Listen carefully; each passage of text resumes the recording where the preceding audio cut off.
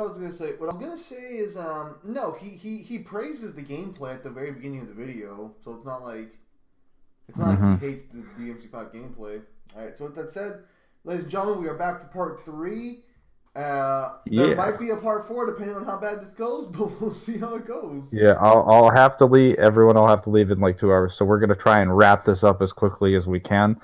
Um, Obviously, anything that we've answered in the previous points of the video, we'll just We'll just if it's gloss answered over in a them. previous video, yeah.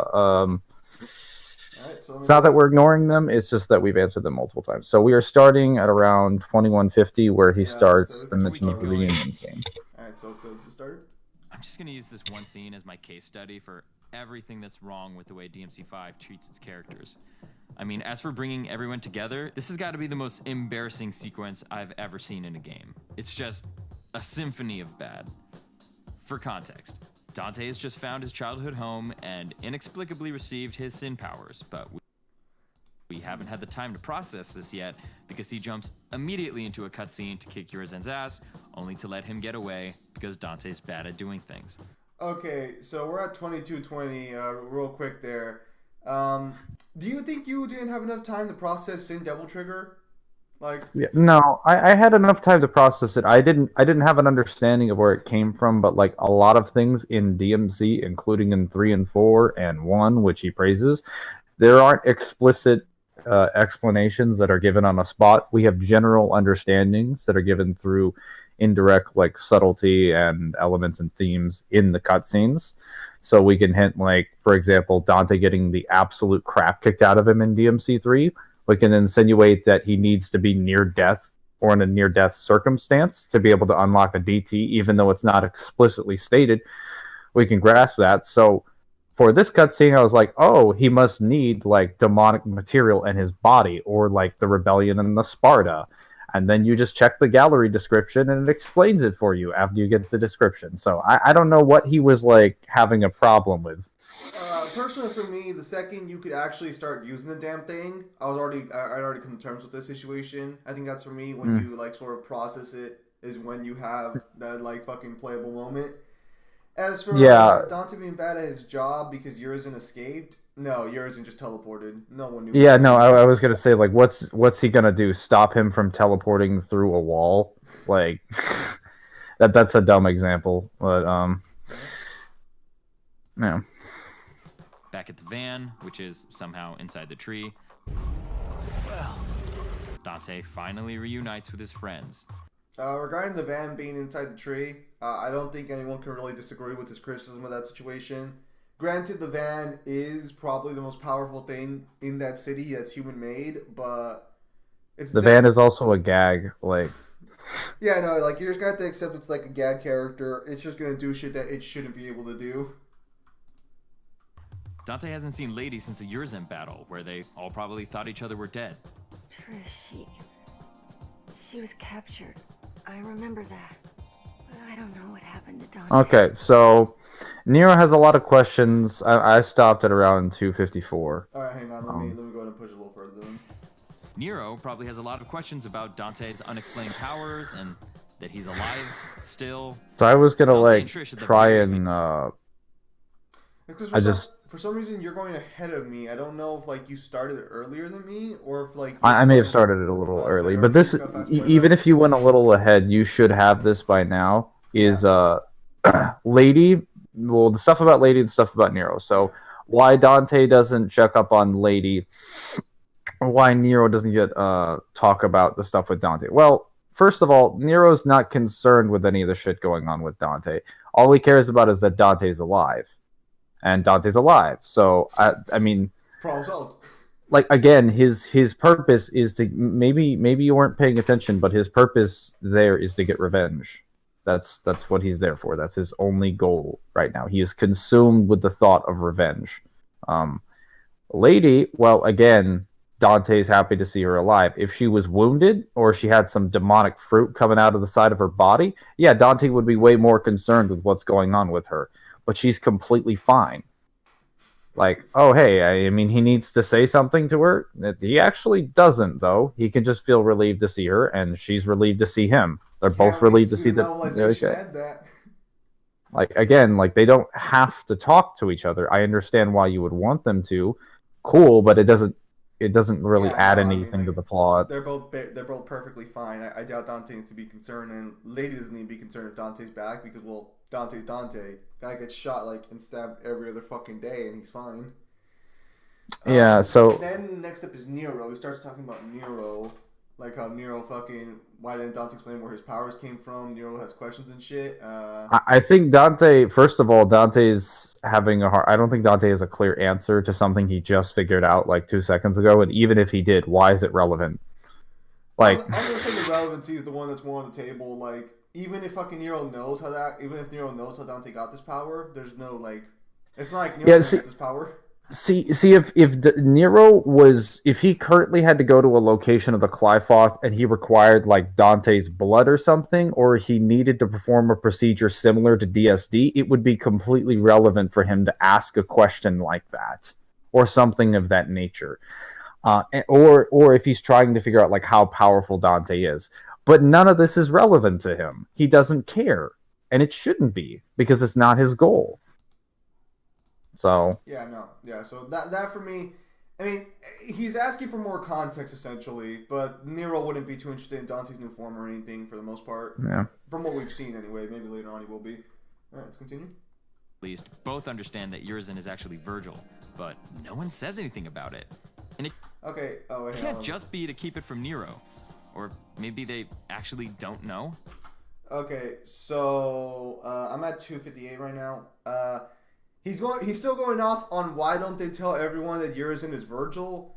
At this point, Dante already knows, so we know that for a fact. This is really just a case of this is information that people don't really need to know, so it's not really brought up. But if you want the actual narrative reason for it, it's to keep the player in the dark, not so much the characters. You can easily write it off that the characters don't need to know, because they don't really need to know. Urizen is still Urizen, no matter who he was originally. But Dante already knows. So does V. Trish didn't need to know, but she knows. And Lady... Nero does not need to know at this current point. Like I said again, he doesn't need to know during just a 5. He needed to know before 5's events happened so he could actually come to terms with the thought of him having a father, which is why it would have made the transformation during the game a much more, real. Granted, that being said, even though they didn't communicate with it, they still handled telling him the truth in a good way. They didn't handle that poorly because Dante told him acts exactly when he needed to tell him. It's sort of why I can say that when we have the scene where Dante talks to Nero and confirms that Virgil is his father, I both hate and love that scene because I think with the time that he's given, it's done perfectly. I hate it because it could have been done earlier, so we would have seen a different version of Nero. But then again, we wouldn't have gotten this scene. So, yeah, when we have a scene like Reunion where they're all together and it's like, oh, why don't they just tell him he's Virgil? Well, first of all, I mean, it's not really relevant. It doesn't change the objective. It only is to keep the player in the dark, as Zim said, because nobody... I mean, even though people are like, yeah, V is technically the human side. I mean, even though that cutscenes happened at this point, we didn't know whether or not Virgil was actually going to come back. Especially for people who have played DMC5 after the fact, and considering it's at 3.1 million sales, there's a good reason to suggest that 500,000 people have bought this game, didn't see the trailers up to release. So... Well, I mean, they're not aware of that stuff. There was only one trailer that really spoiled the game. Yeah, but I'm saying they would have no reason to see any of that, and the sales for this game are only going to climb. So it's a strong argument for me to make that hundreds of thousands of people who have played this game have not seen that, and their perspective needs to be factored in as well because that number is only going to climb. Nero, as I said before, doesn't need to know this now. Yeah. The reason why it's more powerful at the end is because, again, his convictions are much stronger when he's at the very, very tip and he's being forced to make a decision. Because if you tell him right now at the mid of the Qliphoth, he's got time to decide and he can make a fuck up. Whereas his decision is much more of an ultimatum at the end of the story, and it makes for much more interesting character development. Continue. When Dante drops the worst line in the game and says, quote, "My dumbass brother's back, and I'm gonna rip him a new one," Trish's immediate reaction is, "Virgil's how?" So, does anyone know what's going on? Okay, regarding 23, like from 23 to 23:13. So he talks about the scene where Dante's like, my dumbass brother's back and rip him a new one. Well, I'm gonna wait and see if he's gonna critique this or not. Does Dante know? Never would have guessed you'd come back. Damn it, V. Was it your plan all along? So there's no reunion. There's no, oh my god, we're all... Okay, so he doesn't go over this. I've criticized this, and you know, I'm not sure if you'll agree with me or not. That line about Virgil being back should have been Lady's line, not Trish's. Because Trish never knew Virgil. It should have been Lady who was surprised Virgil's back. She knew he died. She knew Nello Angelo.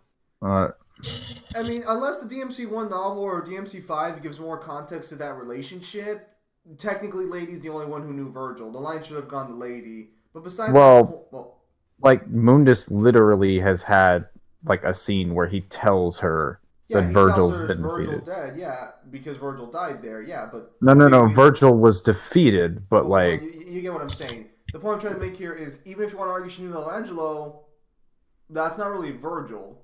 Like, so she knew of Virgil, but the one who knew Virgil technically would have been Lady, albeit, you know, not. I mean, Mundus stated that his name was Virgil. No, she knows who Virgil is, but she didn't like really interact with Virgil. Oh, you mean his personality? Well, that's not really relevant anyway, because again, it would only make for a little bit of like it would only be like slightly more significant. It was Lady.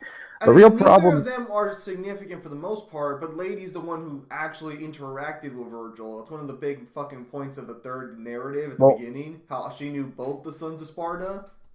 Either way, this is not the problem that he has with the scene. The problem that he has with the scene is why she seems confused. I think maybe this was obvious enough when this was explained, but I'll explain it now.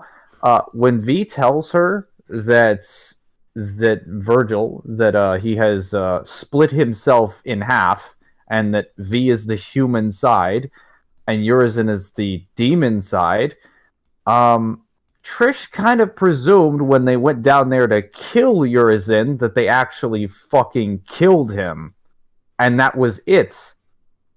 Because V didn't explain, because again, V doesn't know why he's dying. V doesn't know that the corruption from Mundus's that Mundus had placed on Virgil's body went to his body when they split.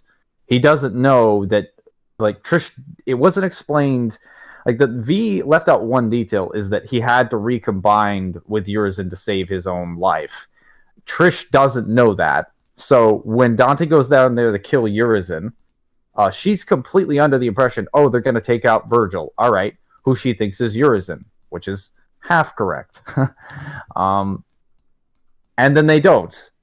Because, again, Dante doesn't... Dante, even though Trish is told that V is his human side, Dante isn't. Because Trish just assumes V is on their side. Because V literally explains, oh my god, I realized what I did wrong. And V actually does feel bad about the shit that he's done. The problem is, he wants to handle it, and he doesn't want to tell anyone. And Trish respects that, and so she doesn't decide to tell Dante. Because, again, she has no reason to. This is why, when at the end of the game, she's like, Virgil's back. Like, what? Because she didn't realize V actually merged with Urizen. She didn't even realize he could do that, because he doesn't tell her any of this information, because he wants to go back to being Virgil. And if he did, there's a chance...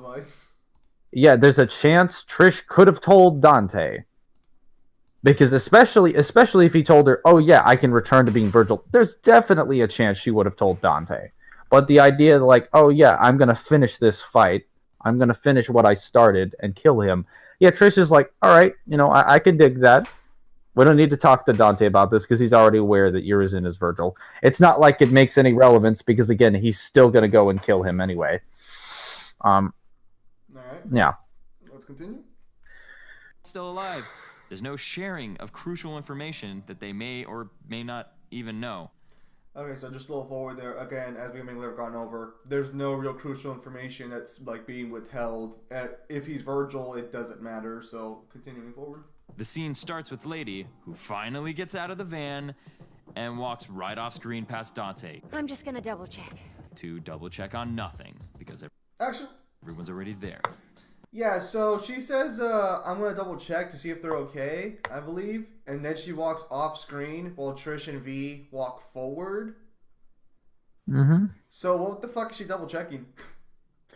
I have to go back and watch that scene. I was But gonna my say memory that- is a bit foggy because I've looked at unanalyzed almost every fucking scene, but like the ones with Lady, I kind of gloss over a little.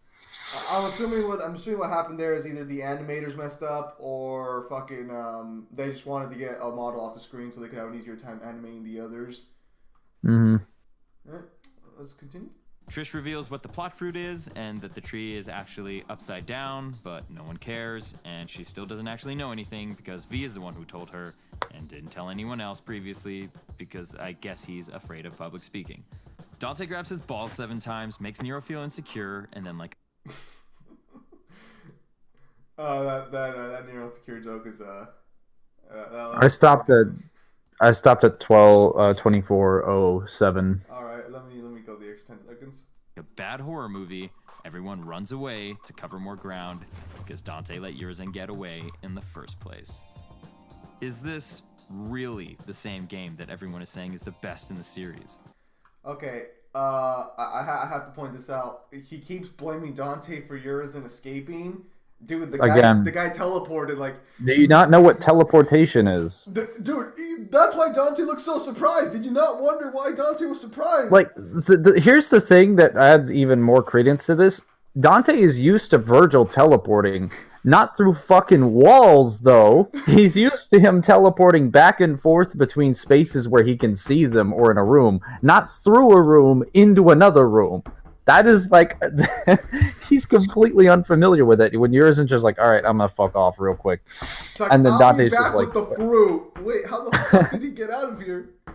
I want to believe there's a trap hole underneath the fucking blood. And again, watch this scene. Dante jumps through like a blood fountain, and then when he's finally through the other side, when he can see, Urizen is gone. It's like, oh, he let Dante get away. He let Urizen get away. He's a failure.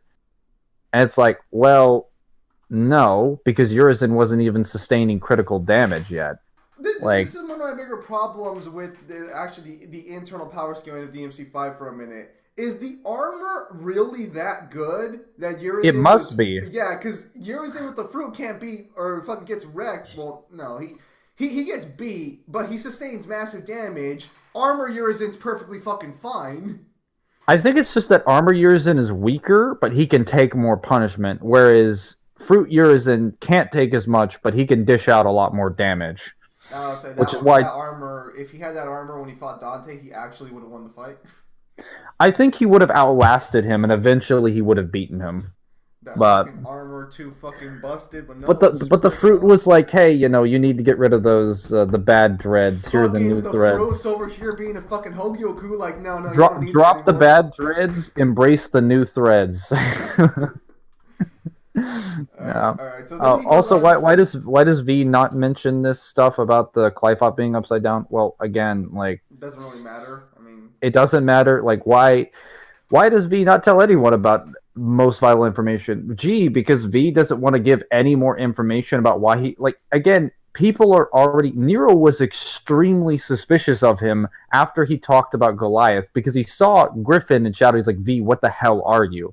And V's just like, I'm a guy who writes or reads William Blake, look, but man, seriously, there's no reason don't for you fucking be suspicious of me because, like, he's not trying. He's trying to draw as little attention to himself. Take it easy there, Mangler. I'm sorry. So Mangler's dying in the corner. Yeah, like Mangler said, he's trying to fucking hell. He is trying to take it, he's not trying to draw too much attention to himself in any capacity. But again, that shit doesn't really matter to the plot itself or to their goal. If the tree's growing upside down, that's just like a neat little thing to know. Gravity doesn't work differently or anything. It's not like there's anything that's like tied to this knowledge. And Yeah. as for what was the other thing? Fucking he said he was the fruits because Trish told him about the fruit, which I guess would have been nice to know. But King Cerberus is guarding the fruit, so it's not like Nero would have made it through. Yeah, I'm just saying that V is not trying to give out any more information that is absolutely necessary, because the idea that he slips up once again, that one scene with Trish was extremely risky for him, and he knows it, because he wasn't just telling her information, he was opening up, and he's never done that before. He doesn't know how to do it, and once he did it, he felt fully comfortable. But at the end of the day, he's still a man on a mission. He's got to get his shit done, and he doesn't want to compromise it. So why tell everyone information that could lead them to suspecting him? Yeah, no. There's He's not plenty trying of to be reasons comfortable. for V to play things close to the chest, but nothing he plays close to the chest is inherently endangering anybody, except maybe that he's Virgil. But we already Well, know that's kind of the point, is that Dante would actually stop him if he knew he was the human part of Virgil. He wouldn't let him combine. Well, maybe if Dante was a good fucking brother, he would have realized that's his brother's book. Yeah, well, It's genuinely the same fucking book when they were kids. it's been a while. It's been a while. Yeah, I don't forget a book that has a giant fucking V on it. Okay, so then you go. Okay, so starting at the Michael Jackson dance going forward. So I'm at 24:10. I'm gonna go a bit forward because I'm gonna let him get his complaints out, but we'll see. This is embarrassing as hell and makes no sense. Okay, embarrassing as hell makes no sense. We were 3 seconds afterwards. Embarrassing as hell. DMC3 and DMC4 already have scenes like this. This is already established to be a thing in the series going forward. Yeah, if we're gonna go that far, are you gonna complain about the scene with Agnes in the Opera House in Mission 17 to DMC4 where he goes to get Yamato, and Dante, like, Agnes is literally like working on a stage light and is just like talking to Dante, and we thought he was having a conversation, and then Dante just kind of chimes in and he gets a spotlight too, and they're doing a play off of each other, and they're literally doing like a play together. Like, what the fuck? Like, you think this is a problem? That's way worse, because two characters that are completely like couldn't be more opposed to each other in the frame of the story are just like literally having like a fun gag scene, and they both acknowledge that it's happening. This is Which best enemy I ever fought. Like, just imagine Malphus trying to have a dance-off with Nero. Like, how fucking stupid that would be. But hey, again, like, I would only be more uncomfortable with it because I think Malphus is too big to have a dance-off. But again, if we made a normal humanoid demon... That's when Nightmare steps in to take the court. If we had a normal humanoid demon that was, like, a lot smaller and relative to Nero's size, or at least only a couple times bigger, I think you could pull that off. Because, again, it's pretty consistent with a lot of the other gag scenes that happen. Are you saying that Cavalier Angelo should have danced off Dante? Look, I'm saying Cavalier was too scared. Knew better. But yeah, no. The second line, I believe, was fucking that it doesn't make any sense. Again, for your casual DMC goer, it wouldn't make sense. But these gag scenes happen a lot. And they're pretty consistent in almost every single game with some sort of gag effect. I don't think DMC1 has one or two, but the others, when the series starts picking up its land legs, it does have almost gag effects where shit's not to mention several of the gag scenes. A lot of the gag and the funny scenes are done right next to scenes where Dante gets new weapons. So Dr. Faust is technically a weapon show off. Scene. Yeah, no, it's not actually just a gag scene. Like, he's actually demonstrating Faust. It's just he doesn't use any of the abilities, mainly because they were like, I don't know if we want to canonize red orbs. I think they did say red orbs are canon up to DMC5's release, but we didn't get any of it like outside of fucking descriptions. So. I think it's just because Dr. Faust is like really weird. Because like they were like, we don't know. Handle it in terms of powers. Instead of fucking having the light show, it should have been a meteor shower with Dr. Faust in the background. Yeah.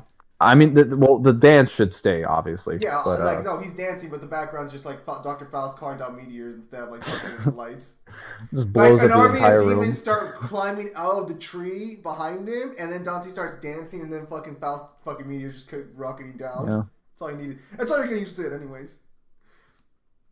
There is one good scene where Dante finally tells Nero that Virgil is his father, but it's completely undercut by the fact that, like, shouldn't this conversation have happened already? Okay, so we're like 5 seconds forward talking about the scene where Dante tells Nero Virgil's his father. And I don't want to stick on this one too longer, but again, you're either going to be on board that the scene was good or that Nero should have already known this by now. like I said, it can only be undercut if you genuinely believe efficiency is how all scenes should be done.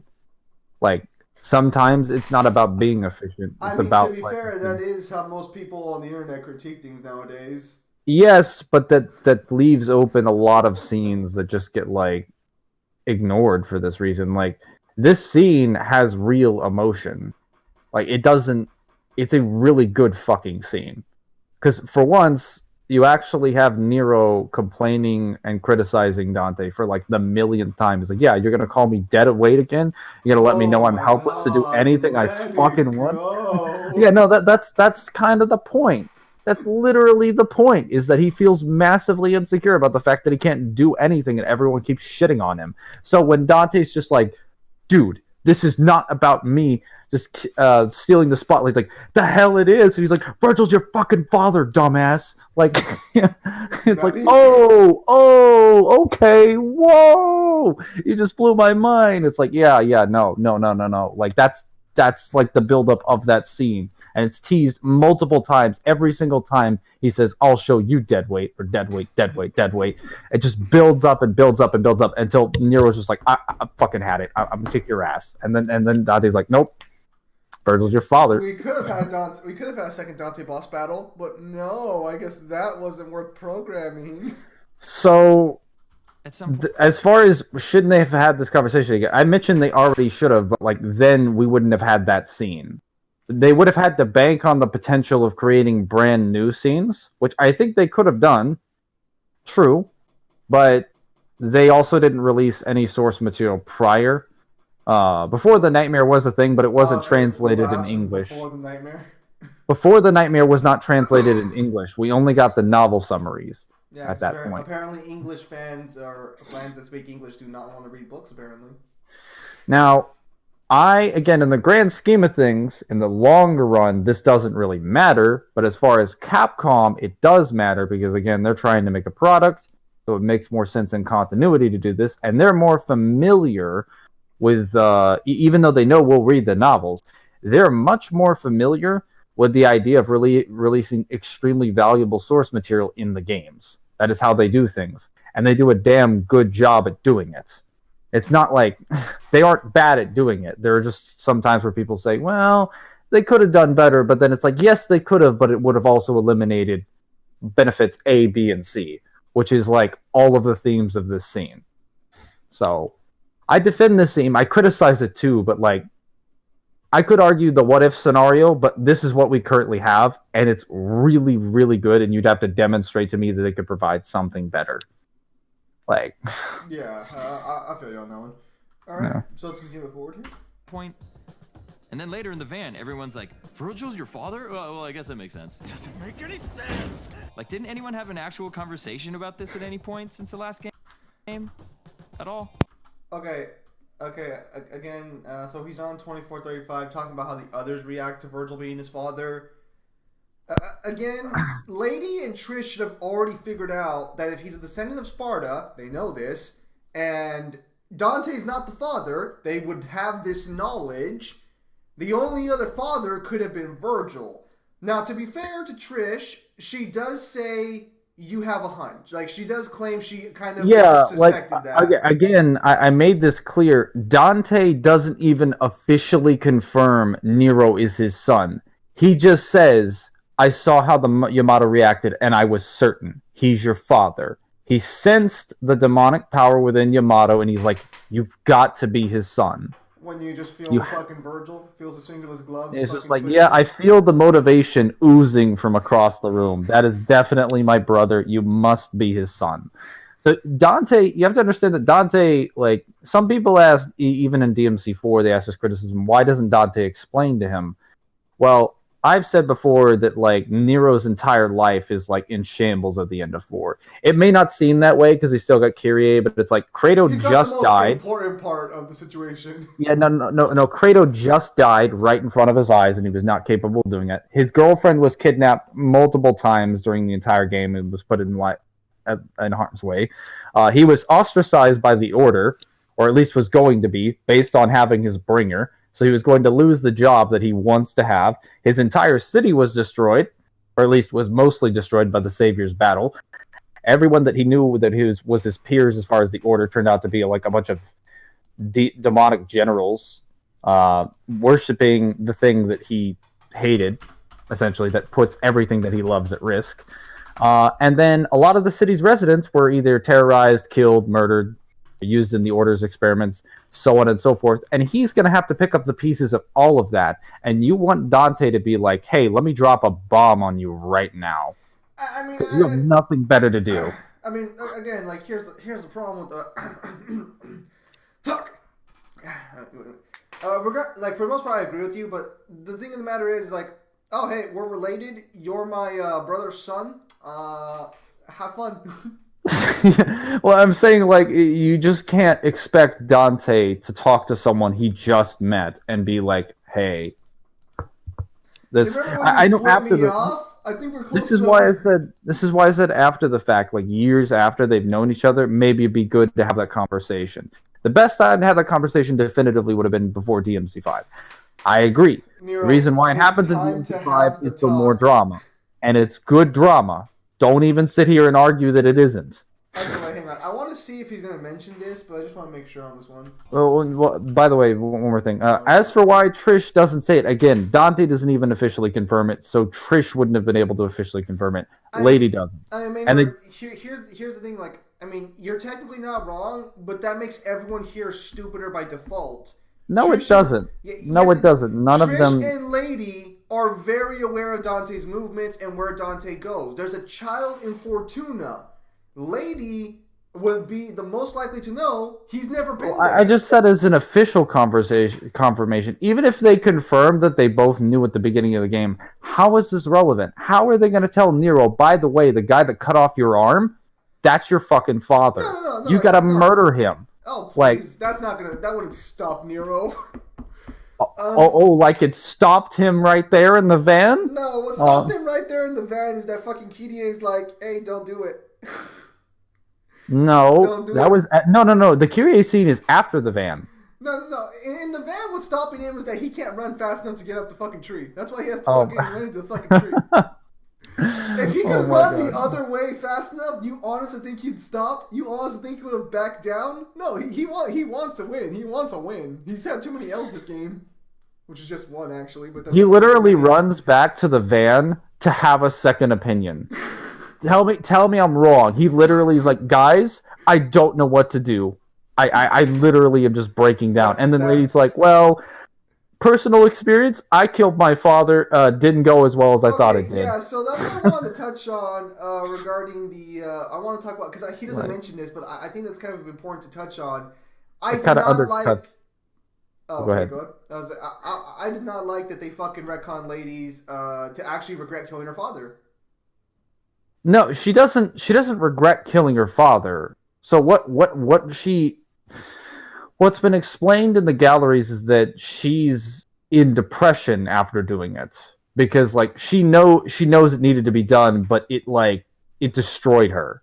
Because again, like even in DMC3, she was like breaking down after blowing his brains out. Yeah. That's to be expected, though. You just killed your father. Obviously, some emotions are going to go through your father. Yeah, but then after the fact, when she's had time to think about it, gee, I murdered my father, and she's also drinking. Because most of those examples are explained in the galleries that, like, Morrison had found her when she was drinking at, like, I think in her hotel room. Because they were going there to discuss business for a job, and she was just... This was something that was never established in any of the other media she was in. You wouldn't guess this in the anime, and you wouldn't guess this in DMC4. This is an addition they added for DMC5, and while I don't think it's the worst decision they could have done, This is Well, something that came again, completely like out of they left only field. created Lady as a character in DMC3 for a prequel, and then they brought her back like 19 years later, after the fact, I mean, for again, a this. game I that was mean, unfinished when they wasted but all the she was resources. also in the anime, so we do have other like points of reference to work with here. Now, maybe she's having a midlife crisis because she's going up there in age. Doesn't fucking look like it, but you know, maybe it's Maybelline. She got younger. She actually is just getting younger as she ages, and she's having a midlife crisis because of that. She's like, why did my dad tell me this? Oh wait, I killed him. I'm just saying, like, there's like, I wouldn't say it's a retcon. How she feels and how she dresses, it's not. I agree. Look, she It's very clearly silly has that they daddy didn't. issues, but come on. It's silly that they didn't mention something in the anime, but it's completely legitimate that they didn't include something in 4 with how unfinished that fucking game was. All right, fine, but yeah, the anime clearly contradicts like that sort of mentality. Well, it doesn't contradict it. It's just silly that they didn't include it, because even if they, like, even if they did, then it would be like, well, she's depressed in the anime, but not depressed in 4, but then depressed in 5. Like, that's like, I could understand if it was like that Morrison was referencing a time during the anime, and then he mentions later, I hope that kind of stuff doesn't like build up later, and then she sort of like breaks down in the scene where telling Nero, yeah, don't kill your father. Look, Like, Dante just needs to give her a fucking kid so she can like have something else in her life. She very clearly is lonely. All right, so we're gonna go into Virgil here. yeah. Then they're off to stop Virgil. And actually, this is a great scene here where Lady, Trish, and Nico all look around and say 3 different versions of the exact same thing. What? What's happening now? Oh god, I thought it was over. This isn't good. There is no characterization here at all. Everyone is interchangeable, and I don't give a damn. Okay, so he's talking about the scene where the 3 of them both react to the tree collapsing and like what's going on. He says there's no character there, but as someone who's read several books on character, that is factually false. The fact that they all respond to it with different language and different terminology is literally a clear sign of character. It's actually good character. Yeah, so let's see. Lady says, what's happening now? Well, Lady's been in the van the entire game. Obviously, she has a right to ask that question because she's unaware of what's going on. Trish says, oh god, I thought it was over. Right, because she thought Dante was going to kill Urizen, and that would be the end of it, like I explained. And then Nico says, this isn't good, we're going to get wrapped up in this. As the only, like, non-superhuman person there, yeah, let me jump in my van and get the fuck out of here. My van will protect us. Let's go.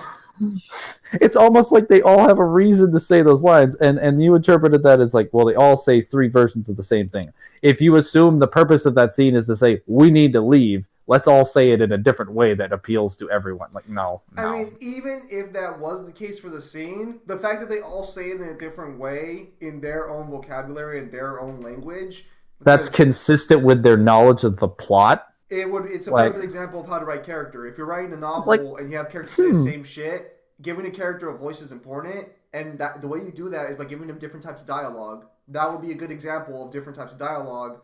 The only problem I would have here is we don't know Trish and Lady well enough in games to honestly differentiate their dialogue, which he does criticize earlier on, but that's not really a problem with this game itself. It's a problem with the series as a whole.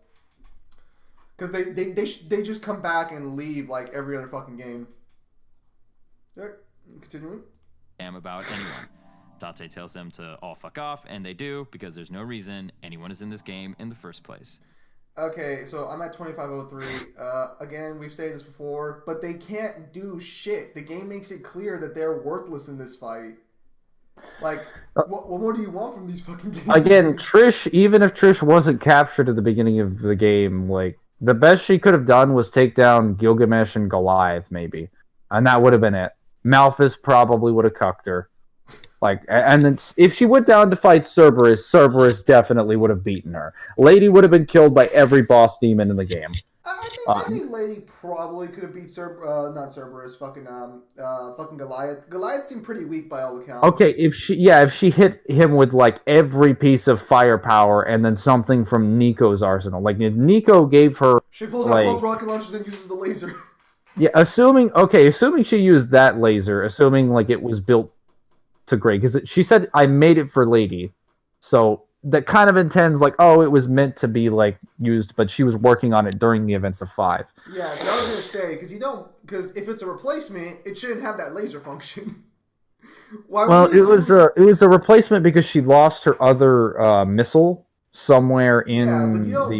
you don't build a fucking you don't build a replacement that has a function that only works with the original. Well, again, she was building it during the time of 5, Yeah. but she didn't finish. By the time she finished it, it's like, oh, lady's been captured. Well, crap. I guess this is going to gather dust then. Well, crap, let's see if I can pawn it off to Dante. Oh, by the way, if you manage to pick up the other rocket launcher, they can actually connect together and form this mumbo jumbo laser. Yeah, exactly the point I'm trying to make here. Like, very clearly, lady was either going to go get it back. Because Kalanan seems more durable. It's probably as durable as the fucking van, if we're going to be honest. Yeah, so let's get to the next part, because I'm going to love this Dante section. This is going to be delicious. Alright, let's see what we got here. And then there's Dante. He's a wreck. He's worse than a wreck. He's a wreck not because he was stuck in the underworld, not because he has some overwhelming trauma. They kind of Thored him. They Luked him. They decided... Okay, I'm at 25-21.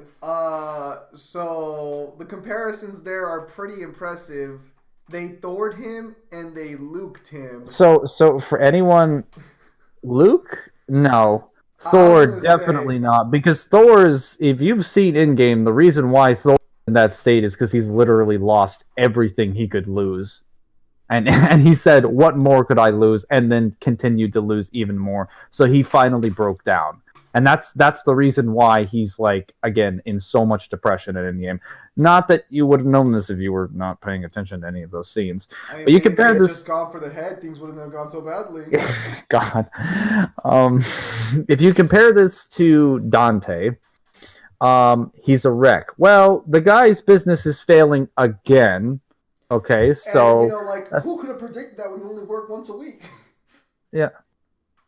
To say he's in that kind of depression is hilarious when the reason he becomes a little bit happier again after he gets out of the underworld, because that happens after 2, not after 4, like this guy seems to keep making. Like, God, the timeline was retconned, man.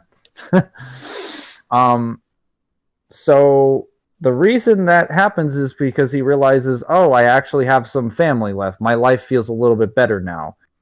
Like, why would you think he's getting Thor? Like, he's just a childish person that makes fun of... Like, do you think Thor is genuinely childish in Endgame? I would argue that he's a little bit more, it'd be more accurate to say that he's drunk, and he's in massive depression. Thor is in depression in Endgame. That's like hardcore. He's a happy, depressed person. That's why he's drinking. I wouldn't really call him childish. Well, I mean, he is childish for the way he acts, but that's... And he's using alcohol so that he can, like, get into a greater state of denial. That way he can somehow comfortably force himself into a mindset where he actually saved the universe by killing Thanos. A bit of a side note here. The reason I didn't like Fat Thor is because Asgardians don't get fat by eating and drinking a lot. They already do that no matter what. Like, yeah, no, that seemed inconsistent to me. Otherwise, I think it fit him perfectly as far as, like, his depression. In the original cut of the movie, he was supposed to become ripped again when he got Mjolnir, but the actor didn't want to do that. So, alright, yeah. So, no, regarding Dante, you can't say they Luked him, because Luke went from a good, relatable character that we had a journey with to literally some crusty old man who hates everything. Yeah, we also didn't see any of that journey. That's the problem with everyone saying Luke got shit on. It's like, well, we didn't see the 25 years of development between Return of the Jedi Luke and The Last Jedi Luke. That's kind of like a really trash example when we're seeing a version of Dante every 5 years. And we've got so many of him. That's not even a fair comparison.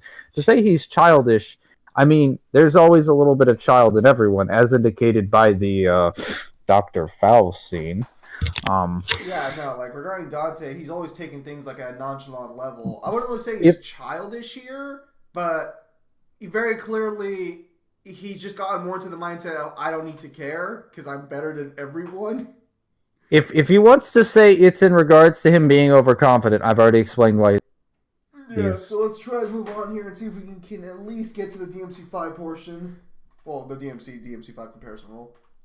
To make Dante the most childish possible version of the character to make room for someone else to take over the series. And it sucks. This Dante is not a leader. He's not intelligent at all. Okay, so this one's gonna be like every frame's gonna be a pause right now because Yeah, no. Yeah, okay, so Dante's not a leader, and Dante is... hang on, let me go back real quickly. Dante doesn't need to be a leader. He's just the strongest there, so everyone listens to him by default. Okay, like, hang on, let me see what else he says. Bam, He's debunked. Next one. Intelligent. He's not intelligent. Again... He's a PI that specializes in killing demons. I beg to differ. I mean, it depends on what you determine to be intelligent, like what in terms of IQ. This isn't a matter of intelligence. This is a matter of lack of knowledge. This isn't so much he's like dumb. It's that again, you could throw Doctor Doom in the circumstance. Doctor Doom's not going to do shit if he doesn't have any idea what he's dealing with. Yeah, no, this is really a matter of just a lack of knowledge rather than not being intelligent. Or hang on, let me see if he goes further on that one. At all. It's been a while since I used my brain this much. Okay, so there's a line in DMC5 that I liked because I think Dante's kind of an idiot, but he says, "It's been a while since I used my brain so much." And very clearly Capcom's aware that Dante is the fun, dumb brother versus Virgil being the serious, smart one. Like, yeah, but like, again... Joke. This is kind of like the Naruto example from like Naruto Shippuden, where it's like Naruto's just kind of dumb, but then Naruto specializes in using like all these different chakra natures and mastering all of these techniques in this unique way that no one has ever done before and has like we call that unmatched precedent. Nine Tails was carrying him, didn't you know? No. Okay. So as far as Dante, I could say, yeah, you could say general intelligence is his weakness, but then you'd have to ignore like the amount of knowledge and references that he makes, and that even though he forgets important demons like Argosax, he still remembers things like what's it called? He still remembers things like Vito Marley and the events that occur there. He still remembers what happened on Malay Island in great detail. Okay, when it comes to Malaya Island, that's going to stick with him forever because that was Moondis. Regarding Argosax, he remembers he killed a demon there that was important, but he doesn't remember the details anymore because they don't He just doesn't remember the name. He said he remembers it. He doesn't remember the name. Yeah, he also is generally... He does a good job of investigating, if you've seen the anime, and seeking out his job. Like, he's a good detective, according to the DMC1 guidebook too. He's just a trash businessman. Like, I've explained this. He only works 1 day a week, so Morrison treats him like a child. Have you watched the anime TT review? If he became a private investigator, he'd probably have a way better business. Yeah, no, like, if you've seen the anime, Morrison treats him like a child because he's always in debt, and he's making stupid decisions like spending all of his money on pizza and ice cream when Morrison knows he doesn't have to eat. Everyone kind of just knows, like, you don't need to eat that shit, right? You know what? Go fuck yourself. Yeah, and Dante, it's not that Dante is an idiot. He's just irrational. Well, not irrational. Okay, so he actually says, we glossed over this. He says there's no overarching trauma to explain this one, apparently. There's no overarching trauma to explain how Dante is in 5. Like, there's no overhead show that explains personality. And again, his character arc finishes in 1, and right after his character arc, right after the biggest moments in his life finish, he goes into a massive depression, like, for, 5 years. So, and then his business goes down the tubes at the same time when he loses literally everything. So, I mean... I don't know what more to tell you that when DMC4 comes around, he's very set in his ways because he believes Virgil is somewhat responsible for this, and he can't let go of the idea that Virgil died when he left Temenagru. And so when he sees him again, he's like, "You're just a ghost from the past. I got to take you out." Like, I'm set in my ways, and you can't convince me otherwise because I know I'm right. Dante's blah blah blah blah blah. Behind that Walmart, and he thinks Virgil's the parent. Yeah, and Virgil is thinking the same way. They both have reasons for why they do this. Virgil's mad that Dante didn't save him from Nello Angelo, if we're gonna be honest. He's like, yeah, no. I'm asshole! saying like they're both holding on to something off, from like over dick! a decade ago. I They're both really wish they would have just started fucking hating each other. They're like just talking about all the shit they did. Like Virgil's like, why didn't you save me, you asshole? I didn't recognize you. I look the exact same. Right, so let's continue on. Yes. He's pushed away all of the ladies in his life. His business is failing. Okay, pushed away all the ladies in his life. I don't think Dante wants to admit it as easily as Virgil does, but I think Dante has protection issues too. Yeah, no, Dante confirms in the Before the Nightmare, which if you want to use the excuse that I didn't have to read this, again, your review came out August, so I get to criticize them. He mentions the novel at some point, so like he very clearly talked about it. Well, the novel summaries confirm that when he goes to Vito Marley, when Mathieu literally asks him to knock up her daughter, because that's exactly what she does. She says, oh, I'm not asking you... Well, okay. She says specifically, I'm not asking you to make her pregnant, just to give her a fun time. And he says, I have my reasons. He's very, like, uncomfortable about the idea of having sex with people and, like, having that relationship. Probably because he thinks he'll hurt them or he'll lose them.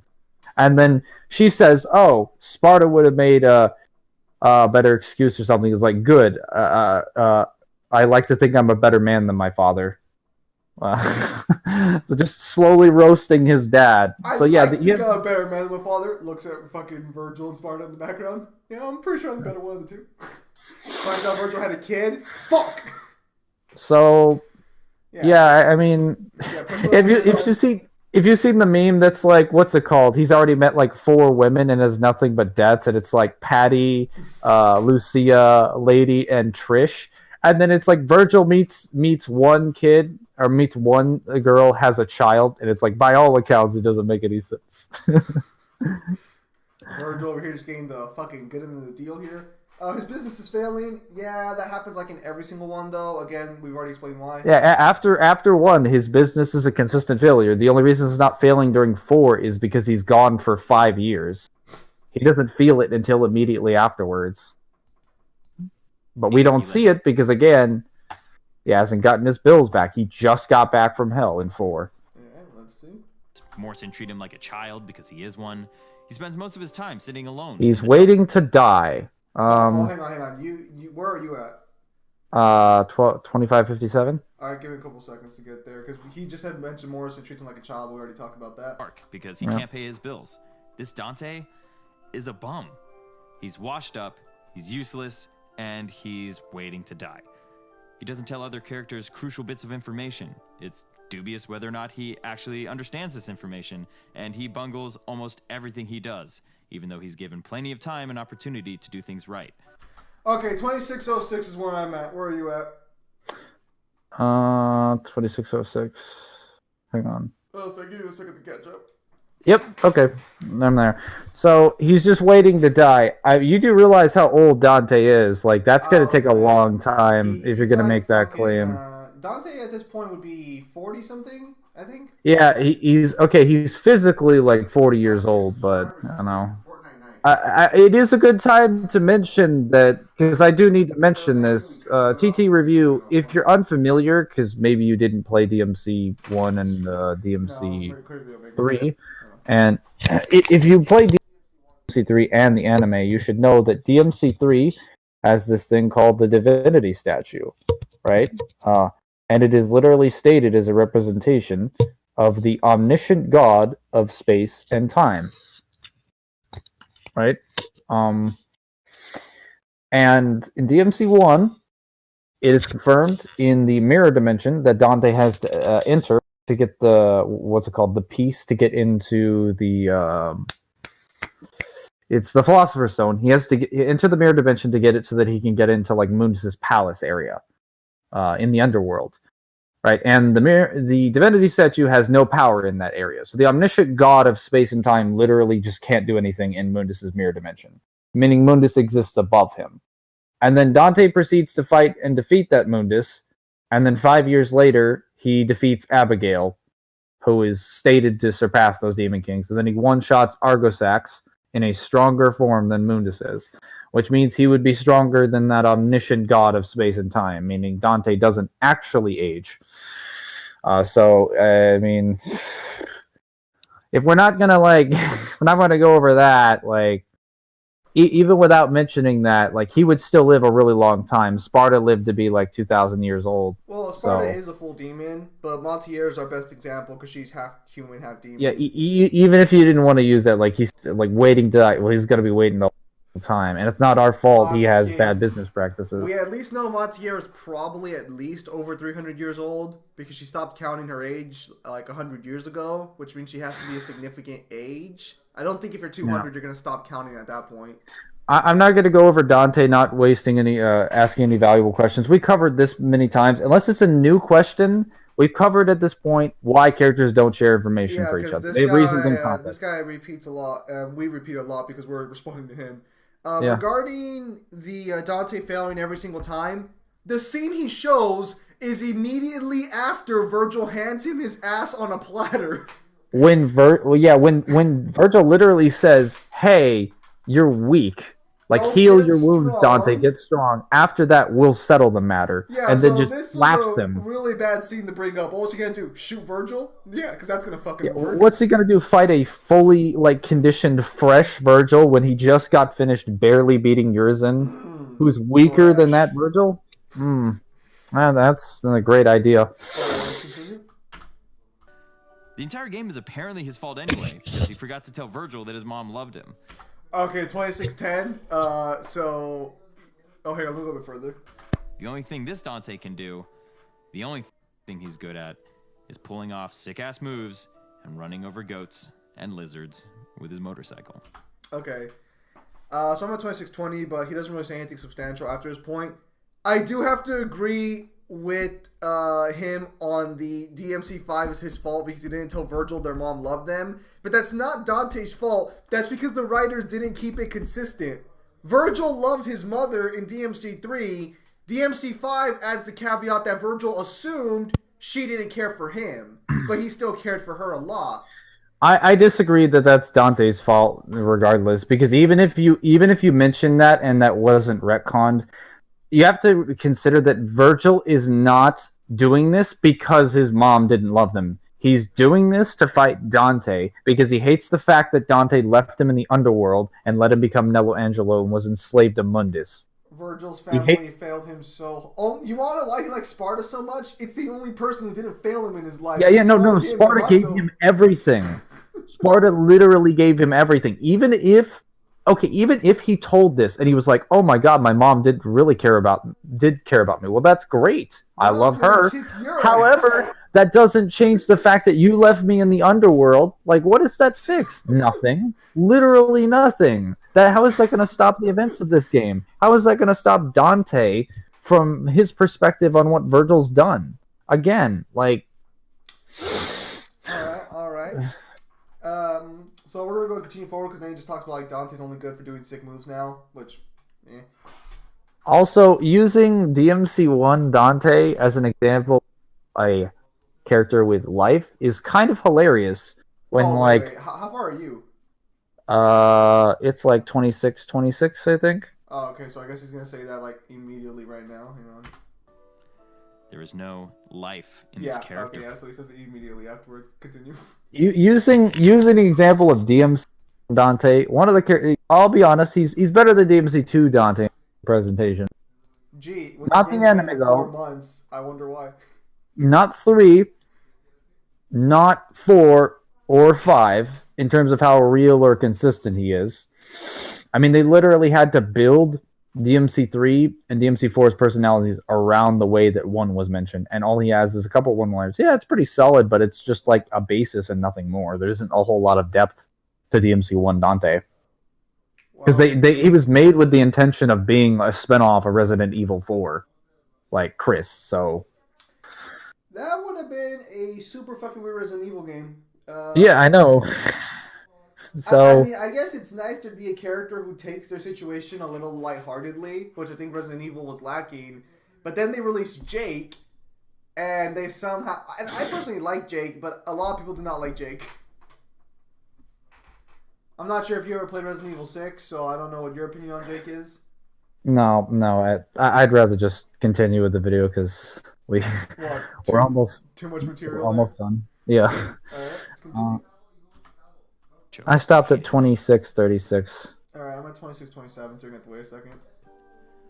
I hope this is the last time I have to see him. Because to see Dante like this is worse than seeing Dante like this. I'm just so disappointed with how Itsuno sees the character that now I only hope that he can finally let Dante rest in an eternity of pointless battle against his even stupider evil. You're gonna go watch Jurassic Just keep Park. going. It'll get funnier. Okay, so hang on.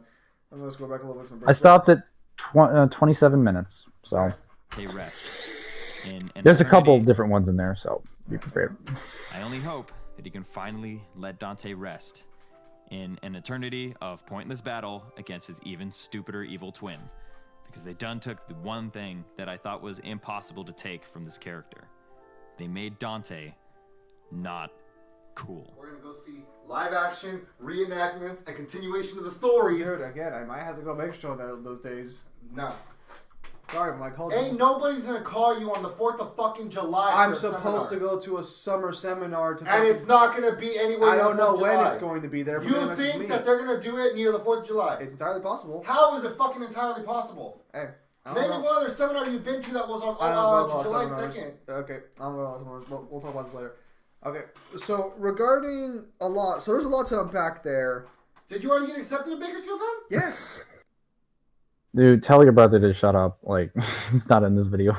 Yes, I already got accepted. I already told you this. Well, if I didn't tell you this, yeah, I went to fucking PC to get fucking accepted. I was there in person. Are you recording a video? Yes. Why are you recording a video so early? And why the fuck did you text me at 9 a.m. too? I didn't text you at 9 a.m. I texted you at 1 a.m. And the reason we're Then why'd recording you a send video is the because balloon? Mangler No, why you send a fucking balloon? Oh, God. When my phone after the Mangler, you can edit this out. Shut the fuck up. Well, it's not I'm the gonna editing leave. now. It's that he's got time. It's because he's got to leave. We're on time. Yeah, okay, no, well, then seriously. maybe you should wake up fucking earlier and do it. Stop past my alarm. All right, so let's go ahead and break this down here. Obviously he doesn't like Itsuno's take on Dante. I think that's fair to say there. I'm not gonna focus too much on a lot of it because a lot of it's personal preference. I'm gonna talk about the Virgil moments though. So locked in eternal fucking non-important combat with Virgil. That's kind of what he always wanted. Yeah, no, that's what Virgil wanted too. He just wanted someone to be there for him, and that's what Dante's doing. And you know, Like- Dante wants someone to be there too. Like Dante has lost literally everyone. I don't know if this guy's aware because he didn't seem to consider the fact that Dante is massively depressed after 1. You know, he might have But missed the out. reason he becomes happy in 4, that he's like, I'm a little bit content, is because he finds Nero. Now, if he finally got that happy-go-lucky scenario where he manages to patch things up with Virgil, that'd be incredible. Because 3 was the closest thing he got to that. They actually had a moment where they could have resolved their differences, assuming Virgil had gotten the Sparta sword and the 2 amulets. That would have been it. They would have been able to resolve their difference because Virgil literally would have just had the power that he had, and that would have been it. I mean, he probably still would have fought with Dante, but he wouldn't have bothered trying to kill him because he doesn't have a reason If to. Dante would have just fucked off there, we all know things would have gone fucking swimmingly between them. Yeah, no, it would have been perfect. Like, it literally would have been perfect. Virgil probably would have returned to Fortuna to check out his son or something. Coming back like, hey babe, I'm back. Oh, she died during childbirth. Shit, that sucks. You grabs baby Nero. Come with me. I will teach you the meaning of power. Yeah, so I mean, they both have someone there. Yeah, no. So in also an eternity of pointless battle. Well, it's not pointless. It's also not going to be an eternity because anytime that they're bored, once they get bored or they feel, oh, you know what, let's go somewhere else, and it's like, where do you want to go? Literally anywhere. Virgil can just open a portal with the sword that cuts through anything and also allows him to dimension jump. So they're not trapped in hell. It's amazing how many people seem to think they're trapped in there. They can leave anytime they want. Basic demons could literally shoot their souls through the barriers between the human world and the demon world. These guys can one-shot demon kings. Yeah, no, they can leave no problem. Times stronger than any of these other things. So But I think another thing people seem to fail to realize is Dante finally has someone who can take the full brunt of his power and be like capable of no, he returning doesn't it. have to spend a decade being like holding back. Yeah, he doesn't have to be bored anymore. Like, 'cause a lot of times, and this is a main common thing in stories, characters get bored and like really depressed when they're too powerful because there's nothing to drive them. Like, look at DMC4. DMC2 is like the first example. Depression does start to water down, but he's also bored as hell. I'm pretty sure the only reason he kind of like mellows out in 4, besides meeting Nero, is the fact that he had some time in hell where, there's no risk of collateral damage. I don't have to pay bills for destroying any of these bridges or public utilities or anything.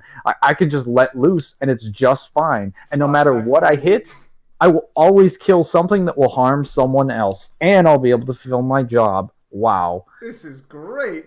Watch it be the case that we get like a game later or some piece of information on Dante's time in the 5 years in between, or the 4 years in between like DMC2 and DMC4, and it's just him going crazy, and he's actually like even crazier than DMC3 Dante. Fucking Like, he's Doom just guy so just alive. looks at him like fucking scared. Yeah, he's literally just like, oh my god, I've been waiting for this forever, and then he just goes back to being mellow. Like, yeah, gotta keep it under control. Don't need to let anybody know how excited I am. Yeah, no. Yeah. So again, like, and pointless.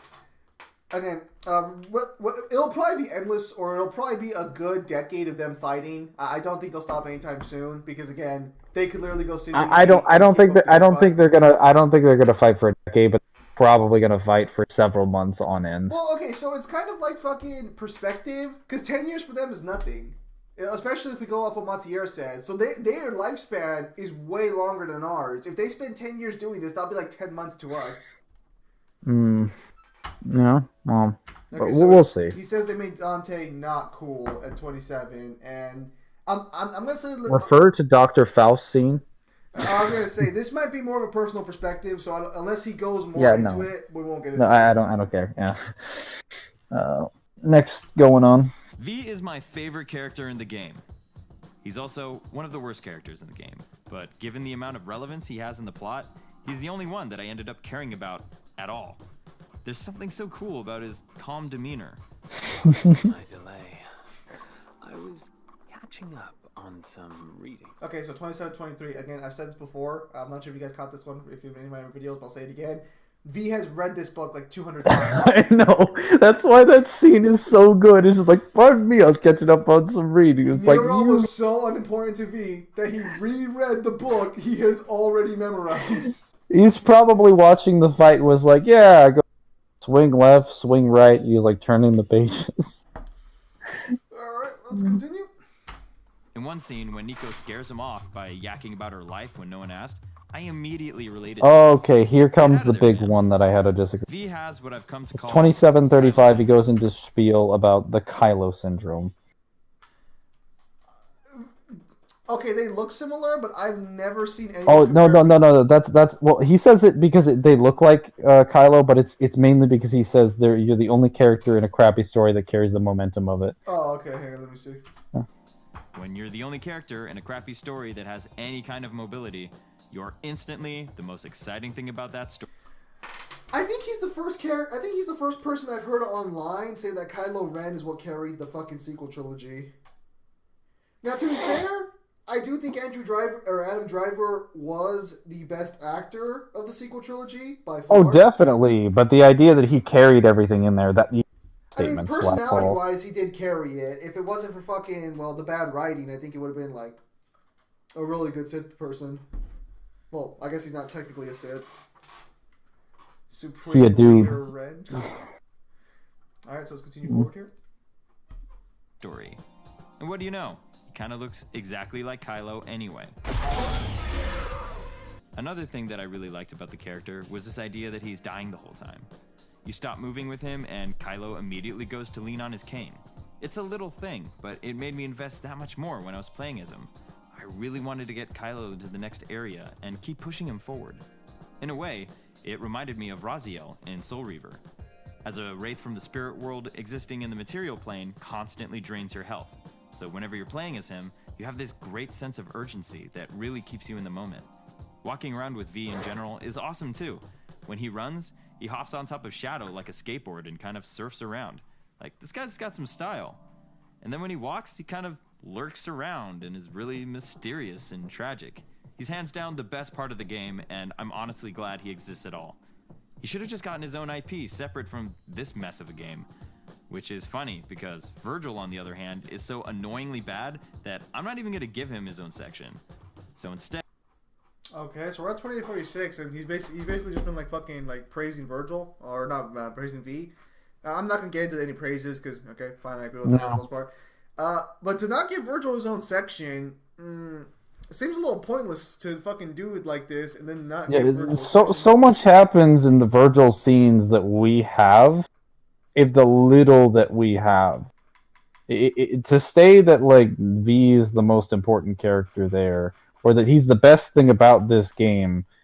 I mean, I hope you mention just what his impact on gameplay is in the next section, because literally everyone in the community and everyone who's played this game would disagree with you that V is the best thing about the gameplay. Well, okay, no, he does point out that V's gameplay is bad. He does specify that V as a whole... Yeah, but he said the best thing about this game. So yeah, he said the best even though we're talking about story, I gotta be like, does that include gameplay? You know, I gotta mention that. It's my job. All right, let's continue forward here while he talks about Virgil. Instead, I'll just give kudos to DMC5's real Daniel Southworth role, and it's actually Griffin. You and I like to exist. Wait, does Dan Southworth voice Griffin? I'm pretty sure it's actually Johnny Young Bosch. Dan Southworth voiced Zerism. Yeah, I was gonna say I don't remember if he actually voiced Griffin. Get rid of those demons quick. Yeah, I don't know why he said that. It should be Johnny Young Bosch. Could be wrong. I thought he was I'll gonna check be it out right now. Just keep watching. like really annoying, but he's actually really funny. Never seen him before. Not in the underworld anyway. In that respect, he's a lot closer to DMC4 Dante than actual Dante in this game. None of his one-liners make you laugh, but he's funny anyway. Have you lost your mind? There's a demon to destroy. Kill yourself later. I'll help. He's over the top, but you kind of like having him around. Why didn't they do that with Nico? I think that at the end of the day, the worst... Okay, so he's really just gonna gloss over all of Virgil, not even give him a line there. Okay, gotta be honest, a little surprised. Does he at least leave a comment about Virgil or no?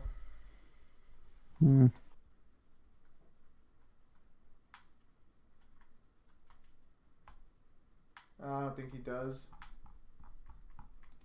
Worst thing DMC5 does is act like Dante and Virgil's struggle has just been these two What point are you at? I'm at 29:35. For no reason, and that Nero's the one who I'm finally like 20 puts a seconds stop behind. to it. Up until this game, Virgil was evil. Even in this game, he kills thousands. Okay, 29:44 is where I'm at. Where are you at? 29:32. Yeah, I'll give you a couple seconds. Hang to on. get there. Makes a big claim here. He makes like two big claims, I think.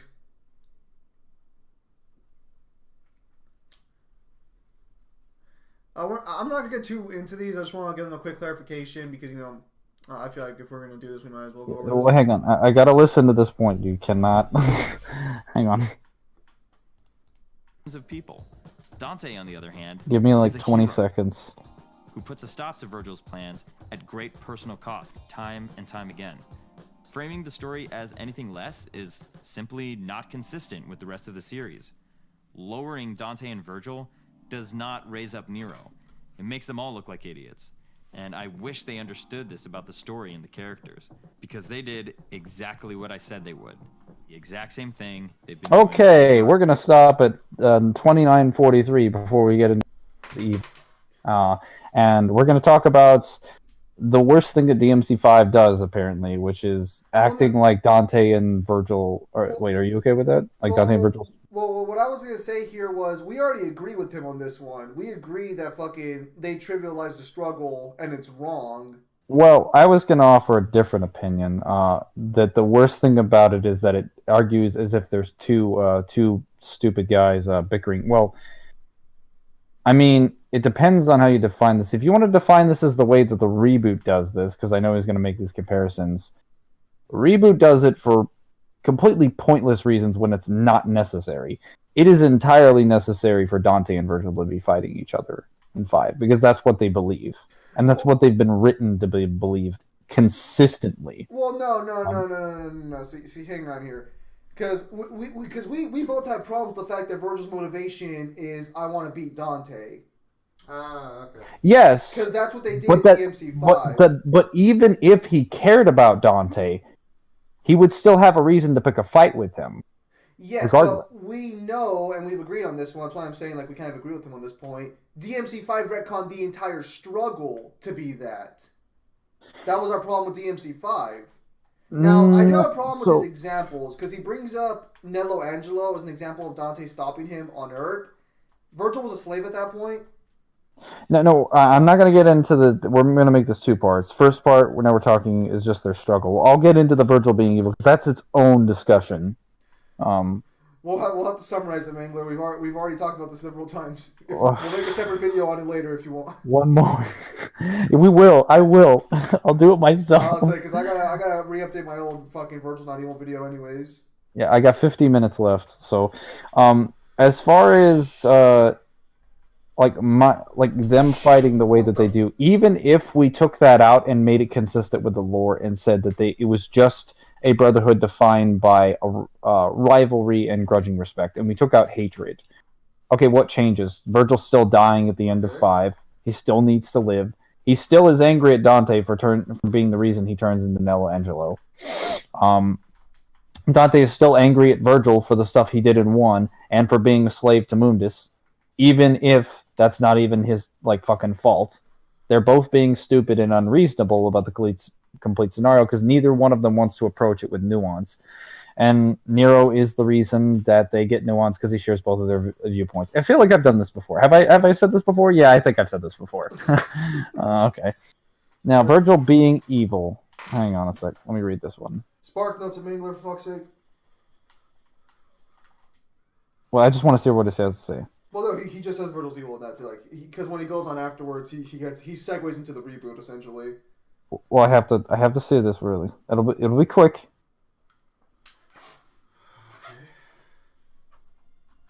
And over again since 2001. That's right.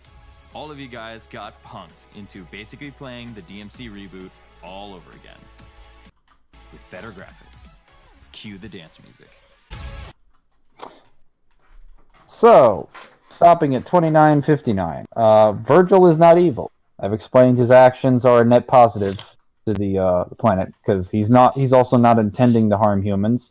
If he knew how to get the Sparta sword without opening the Temina Gru, he would have done it, and he wouldn't have evolved anyone else. The same way that if he had the ability to cure himself of the corruption and fight Dante, he would have gone and done it, even if he thought he was weaker than Dante. Well, actually, even if he was actually weaker than Dante, he still would have gone and done it, just because that's how fucking petty he is. Yamato would make up his difference anyways. Yeah. Yamato makes up a massive amount of difference. He kills thousands of people. Again, that was years, and can't really put those bodies on a dying Virgil. Especially when V is actively trying to stop it. V is doing literally everything in his power to... I don't even mention that because it's obvious, but V is doing everything in his power to stop Urizen from killing people. He says multiple times, I won't allow him to gain any more power. I have to cut off his supply, so he keeps getting stronger. He's trying to stop him from destroying the world, because he also regrets his actions. Because even though he was dying, some part of him is still well, shit. I know this couldn't have gone any other way, but I still feel partially to blame. Well, it's my responsibility and my goal to make up for this by killing him and finishing this. Are you saying he's trying to finish this fight? Oh, only the Master Chief can do that. Yeah. Moving on. Yeah, so let's go to continue there. Oh wait, and one more thing. That Dante's a hero who does this at personal cost. I think you need to understand that Dante doesn't care about anyone outside of the job. He still is a net benefit too, but calling him a hero in the way that you're referring to him is inaccurate. And saying that it cost him great personal cost. So did it for Virgil. Virgil literally had to give up a life raising a child Like, Again, so fucking... under the assumption of what he's presenting, Shit, I'm gonna die. Under the assumption he's putting out here, he's just assuming fucking that hang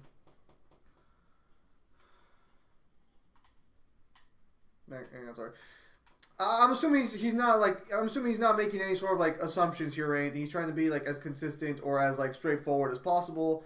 But yeah, Virgil very clearly, cares about the girl. Probably would have gone back after everything was done. He thought he needed the power of Sparta because he knew there was this asshole named Mundus out there. But regarding fucking the situation there, fuck, I'll gonna fucking say something. I'm just saying, even if we don't know whether or not he cared about Nero, it's irrelevant because he cared about the woman who was going to make Nero. Which means by default, if he had spent more time with her, if he had been able to, he would have regarded. And he doesn't have the ability to have that life because of Mundus.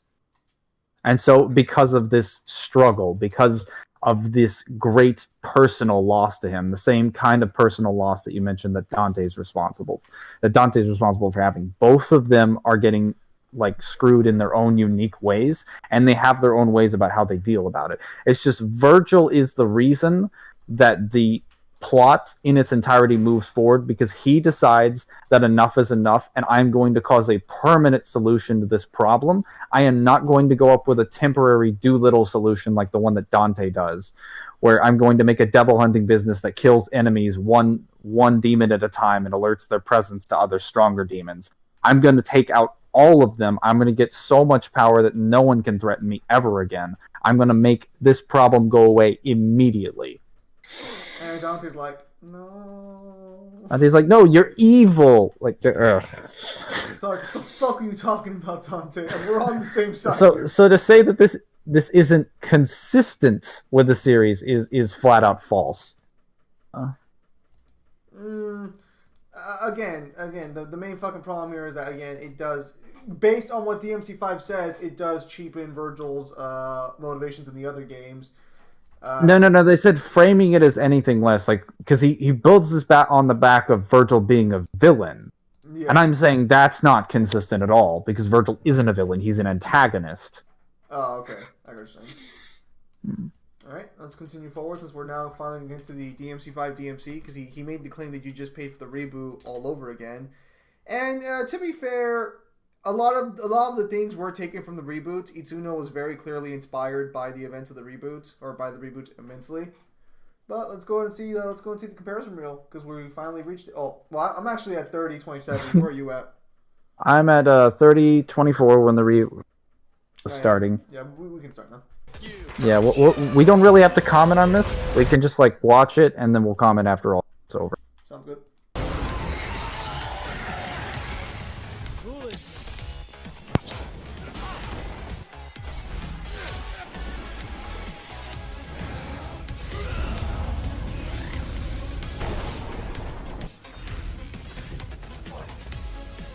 Looking for a fight? What? No chit-chat or monologue?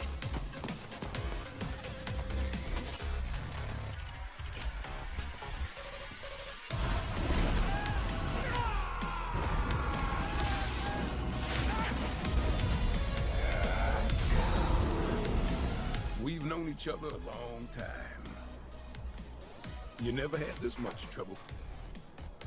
You gonna make it through this, Dante? Quite frankly, at first, I didn't give a damn. But because of you, I know what's important now. I know what I need to do. Whatever. I don't really care. I'm just gonna sit this one out. Okay, so you got through that comparison roll real fucking quick. Alright, Mangler, you're still in the world living. I stopped at 31:38 word level design, so we can go over a little bit of that. Okay. All right, so one, it's perfectly fine to take things from a bad game if they were good ideas in concept that didn't get properly executed. See DMC4 SE and the DMC Definitive Edition. Those are perfect examples of expanding on the base content of the games that they originally did. If you play the DMC Definitive Edition, it is a completely different experience than the reboot. Yeah. One, it gets rid of Virgil's fedora. Dude, that was the best part of the reboot. I For was so 2, annoyed you it couldn't put the does fedora in the fucking heavily balancing issues. Oh my god, it nerfs the shit out of the most important things that exist in that game. It heavily nerfs the way that yeah, it does. It nerfs the charge shots into the ground as it should have. It nerfs the Aquila. It nerfs a lot of the DT buildup. It also makes a lot of the enemies harder. It adds modifiers that you can use in the higher difficulties. It adds the Gods Must Die mode and all that extra stuff. It also makes the frame rate more consistent. Besides, I heard about that gives you better frame rate. Well, it also adds a lock-on system. Like the other one does not. If you've played the original reboot and you realize what the game feels like without the lock-on system, after you develop so much muscle memory, having one, and then you play it with the lock-on system, it's a completely different experience. Especially when I played the game without the lock-on system. I didn't really mind it all that much. I didn't mind it at first, but then I played the definitive edition and I was like, I'm never going back. Because like I like the mold of how they use the angel and demon weapons. I would have preferred something that doesn't have a hold input, but still that hold input is much more obtainable if you already have like a lock-on system mapped to a ton of your inputs. It made things a lot easier. Also because it was a toggle lock-on, I didn't actually have to hold it. I could toggle it, which was actually a better circumstance in some cases than the system that exists in the original canon, because the original canon games, usually most of your inputs are mapped to the lock-on, so really having a toggle doesn't make too much sense, as it would lock you into certain inputs depending on where you are on the map. And where you are in reference to the enemy. Number 2, again, some of the examples that he provided here, like Dante or Virgil teleporting or using doppelganger, using judgment cut jumps. Virgil used the judgment cut jumps in 3, so if anything, that was taken from the reboot. As far as doppelganger, hang on. You said Virgil used the judgment cuts in 3, so you're saying the reboot took that from the main series? Yeah, no. If we're gonna go that route, though, there's nothing wrong with reboot or games that come after reboot taking elements from other things. That's not a bad idea to be compared to DMC. Again, there are good things in both games, just as there are bad things in both games.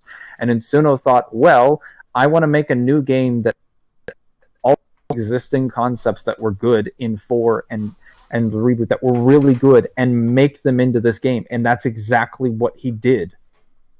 As far as the what's it called? The doppelganger. Dante already had doppelganger.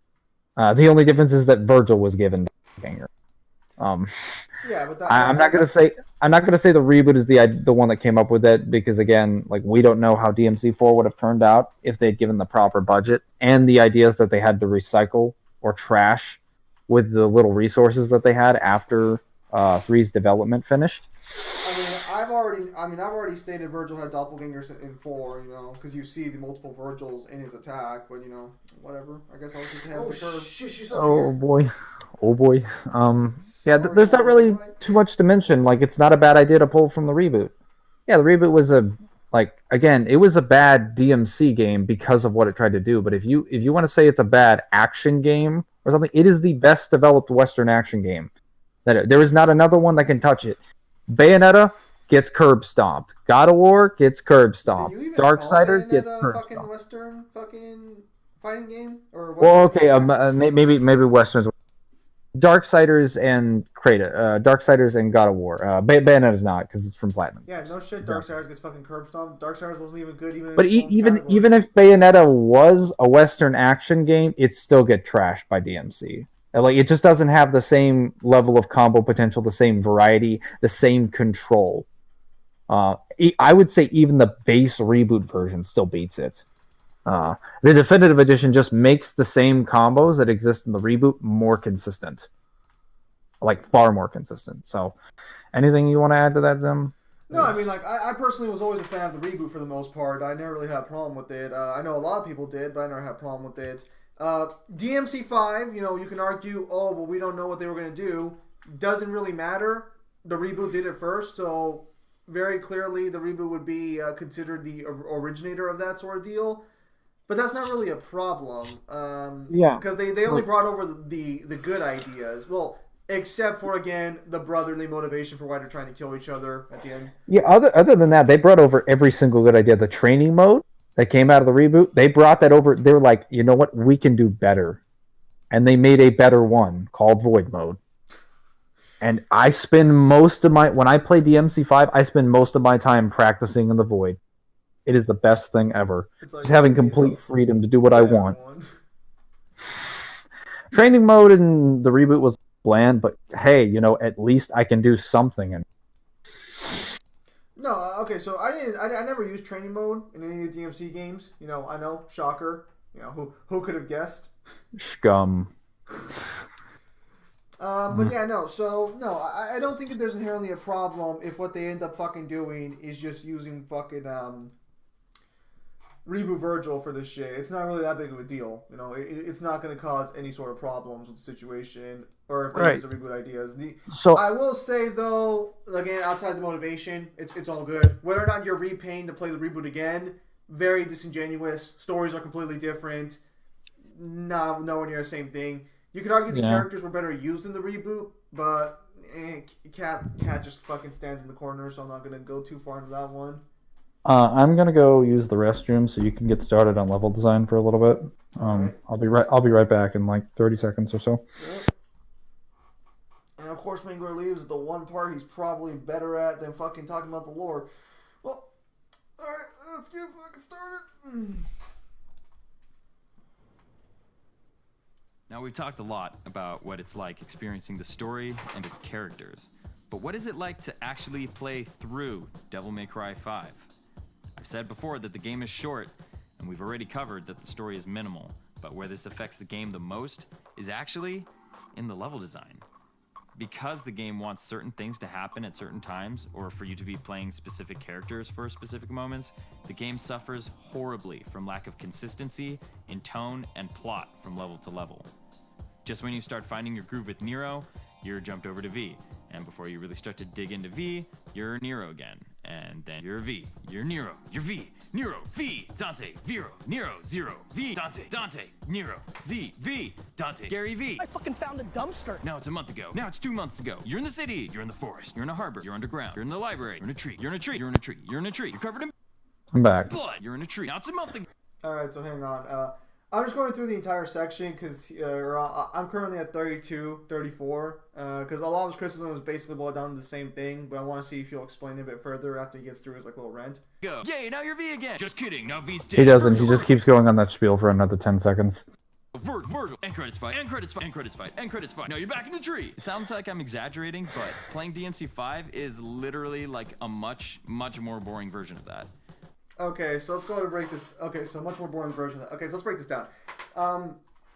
We've already talked about this, but you're in a fucking city. The entire city is your arena. If you are if you are going to random locations like a library and shit, it's because you're traversing the city. There's good reasons for why you're in all these areas. It's not confusing why you're in these areas. Again, it's a big fucking city. Regarding the actual I was trying to say, he doesn't really complain much. He just kind of complains about the aesthetic so far. He hasn't really complained about the way the levels are actually designed. He does complain about going between characters, and I do have to agree that there were way too many fucking Nero missions and way too few V missions. There should have been a bit more V missions to balance it out a little bit. Then Dante gets thrown into the mix. In a system like this, you're never going to have a perfect ratio. People are just going to be dissatisfied no matter what because you're not going to have enough of a certain type of character. I think we can all agree on that one. Yeah, but as I've said before, and Zim has also stated, there have been multiple characters since DMC2. So yeah, so multiple characters. Oh, good. I was going to say, even if they didn't include V, people were still going to have problems. Especially newer players were still going to have problems jumping into Nero and being like, cool, I love the breaker system. Wait, why am I playing Hobo Dante? Or like, oh, I love playing Dante. Why am I playing this stupid deadweight Nero? Like, like again. No matter how this is going to... DMC4 people had the same fucking problem. No matter what route you go. DMC4 was worse. It was worse because they didn't have unique levels for him. Also, this isn't a criticism of level design. Like I've gotten like, I guess we've gotten like a minute. Well, let me see when the official timestamp for level design starts. No, we're already at the time. We're already at the timestamp. We've passed it, but he hasn't really criticized, and that's all. So it's 31:37. I'm at 32:48. So we've gotten a minute in, and I haven't seen a single valid or even actual criticism of the actual level design, like of the hallways, the areas, the space, the spawn points of some of the areas, like the boss fight arenas, things that actually affect gameplay, rather than just what the environments look like and the fact that you have to play them with different characters. That's not an argument against level design. That's an argument against aesthetic. Yeah, and so atmosphere. He's not really doing level design just this minute. He just seems to be bitching about what's going on in the game itself or how it looks. So let's see here, because also void mode. I do have to mention void mode is a thing, like that exists. What do you mean? Like the ability, if you're having problems switching off the characters, void mode is a mechanic that exists. You also have the ability to go back and replay missions, stylish rankings. I mentioned this, and even though some people don't do this, it is worth mentioning. DMC is a game that incentivizes a lot of skill and stylishness among anything, and customization and freedom to practice your combos. As such, if a character gravitates towards you in a way that you find appealing, a thing that you can do is go back and play a level with them, as I ended up doing, especially for people who went and played the demo, which goes over mission 2. I went and played that mission multiple times, even on my first try through, because I wanted to stack up red orbs and I wanted to play more with Nero. And this would have been even more so if I had been new to the game, but I had played 4, which was the case for a lot of people who also didn't get to play the demo. So that Xbox exclusive demo, 10 out of 10. And that's without mentioning the void mode. I just bring that up because it's like you have the ability to practice if you have a problem. Also, V does not require you to get a handle, because V at his simplest is button mashing. V at his most complex has like carefully placed points where he can address, like, again, his summons for launchers and air combo setups that are like really limited, but again, they're pretty freaking impressive compared to what he can do with his just letting them fight for themselves. Yeah, no. I understand if you have a problem with Dante, but again, if you played versions of Dante, you should know that the problem with Dante in 4 that made him a huge issue was that no one was prepared to have 3 weapons, 3 guns, and 3 double arms that you couldn't unequip. People said it was the style system.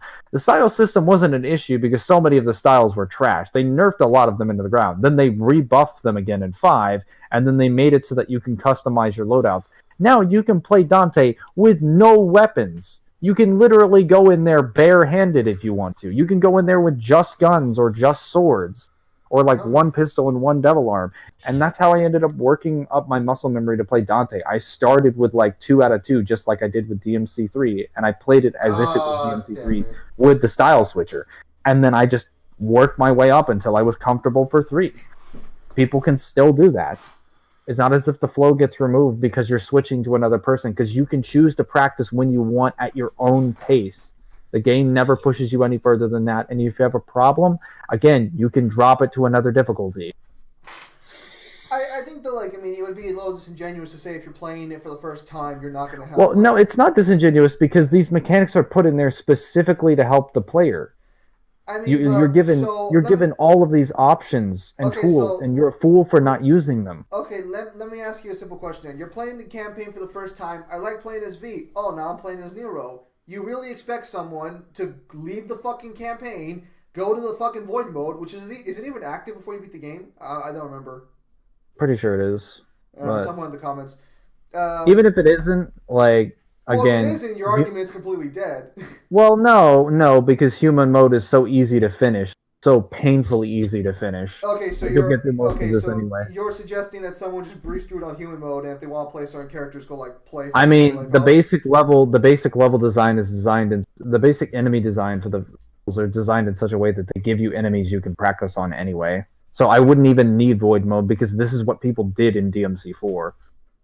Like, there's literally rooms that are designed in 1, 3, and 4 that are designed to be training rooms in the first couple missions for, like, every character that are perfect areas. I'm not disagreeing with you. I'm just saying, like, you have to keep in mind here that he's most likely talking about... I understand that it's something that it's a hassle to swap off from the characters, but that's a hassle that's a price you have to pay for playing a game with multiple characters. Yeah, okay. That's just a function of it. Yeah, okay, so that's basically, yeah, alright, that's fine. I'm not saying just like suck it up. It's like it's just something we can't fix because it's the like. And maybe it'd be different if we had like if Capcom was like, all right, we're gonna do the Omni 4D chess move where we create a mechanic known as character switching, where you flop on the fly. Okay, that would be insane. But Sorry, when Capcom manages Star to do Wars that, already fucking has that too. when Capcom manages to program that amount of data into every single mission into one of their games, all right, hit me up. Until then. Not in fucking Lego Star Wars, because like everything we've suggested, Lego Star Wars has some capacity. Yeah. I'm gonna keep moving. What I was gonna say was fucking hang on. What I was gonna say is that no, they should have just had 3 separate campaigns. No. I don't think. They've done this already once before. It worked fine in Resident Evil 6. It's just that Resident Evil 6 story was unfavored by the fans, but it worked fine. You know, just fucking have multiple fucking characters, or just have multiple campaigns. You know, don't make them fucking 20 missions each. Make them like fucking 6 or 7 missions each, but just have multiple campaigns. There's no reason to fucking. There's no reason you guys need to keep swapping around fucking campaigns and wasting time for everyone else. I'm starting at 3306 to go over the missions he's mentioning, which, again, this doesn't have to do with level design unless exam. Let's see. Whatever. You leapfrog from character to character, to location, to boss fight, and you never really feel at home with the game. By the time Dante shows up for his first mission, you've essentially played through 2 sort of beginnings of a story with Nero and V, but the game is already half over. Of the game's 21 missions, missions 6, 17, 19, and 20 are all one-and-done boss battles with no traversal. Wow. Okay, so I'm on 3312. Where are you at, Mangler? 3305. Okay. So I'm going to get to 3312 because he brings up his first criticism.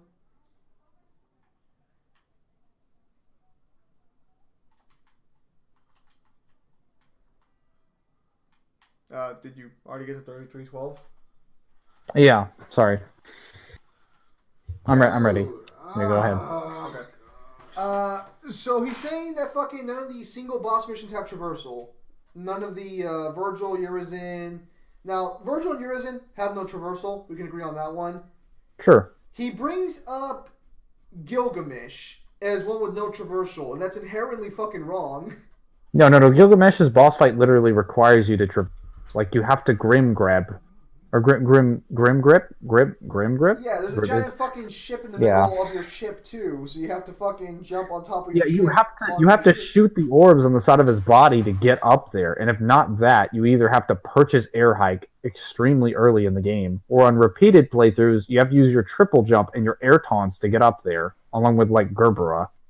Like, it's kind of disingenuous to suggest that like there is no traversal when air combat is like the only way you can win that fight. Air combat by definition is traversal.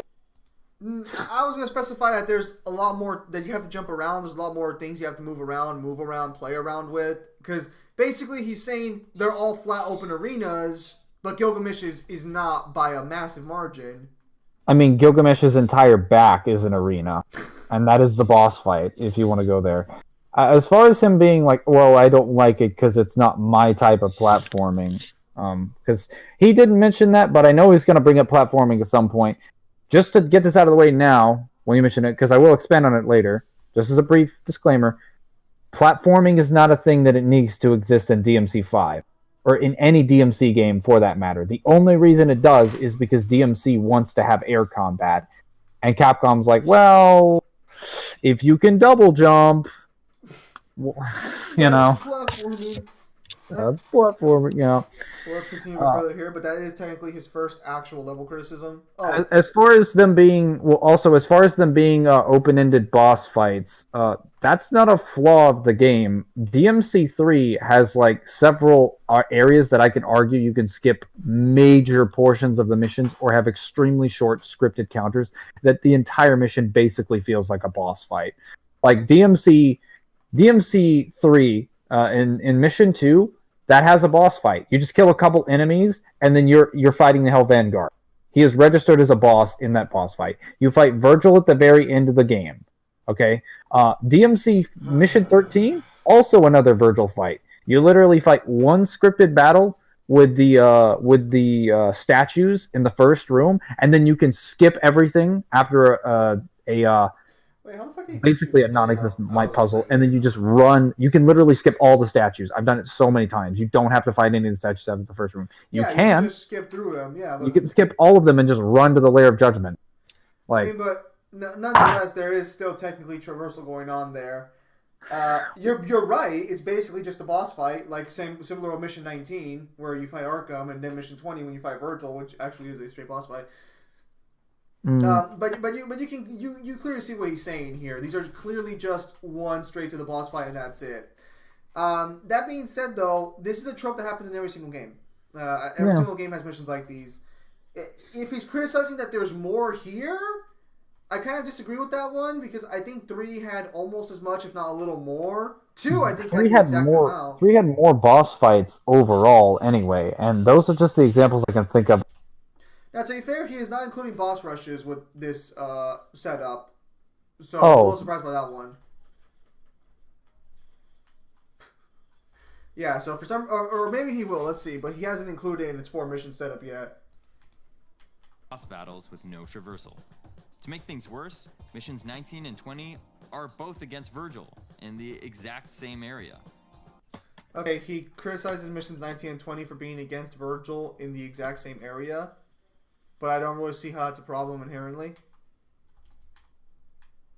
Because, well, we all wanted to fight Virgil, and we all fight him in different variations, so that's probably... Yeah, Mission 19 and 20, those aren't the same boss fight, because Virgil, even if you want to say that's the same, like, Virgil boss, Virgil literally kills over every time you beat the fuck out of him in Mission 20. His doppelganger, like, how you approach him, is very different with Nero as opposed to Dante. Like, this would be like saying, again, like, if you played DMC3 on the higher difficulties, and you play, and I mentioned this because of, like, Summon Swords being mapped to DMD. I know it kind of sucks they should be on lower difficulties in DMC3, but this is relevant. If you play against Virgil with either Virgil or Dante, it is a completely different boss fight because his AI is not designed to... it's literally not designed to respond to Judgment Cut and some of these other attacks in a proper manner, so he responds with more aggression, more teleports, more stingers, and more Summon Sword spam. Whereas he plays it carefully and uses upper slash and, like, round trip more consistently with the Dante boss fight. Like, they seem like the same boss fight, but he responds to you completely differently based on whether you have Dante or Virgil. So, the same would apply for Dante and Nero in this case. In this situation, especially since he's using first playthrough material, because there's the tutorial for the double trigger, that boss fight's completely different. Nero has infinite DT. Nero can do different things here. It is technically, quote-unquote, the same boss, but Mission 20 is way easier than Mission 19. Like, we all know this.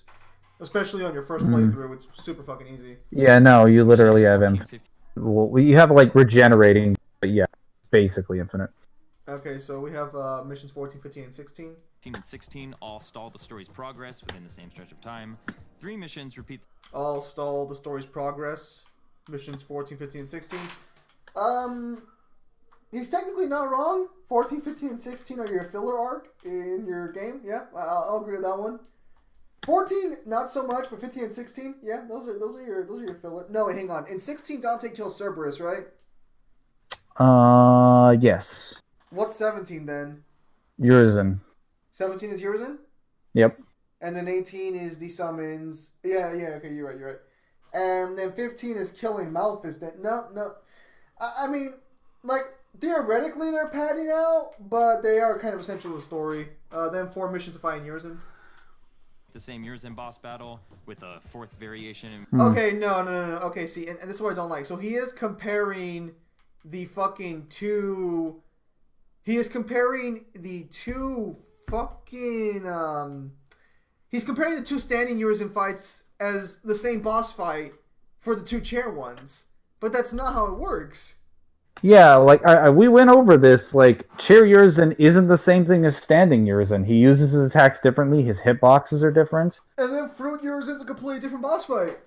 No, fruit. You're like, how would you? I understand if you were gonna be like, yeah, technically it's the same Yurzin. He just got up off his ass. You can't look at me and say fruit Yurzin is the same thing as cherry Yurzin. One is literally not fighting back. The other is trying to kill you with everything he has.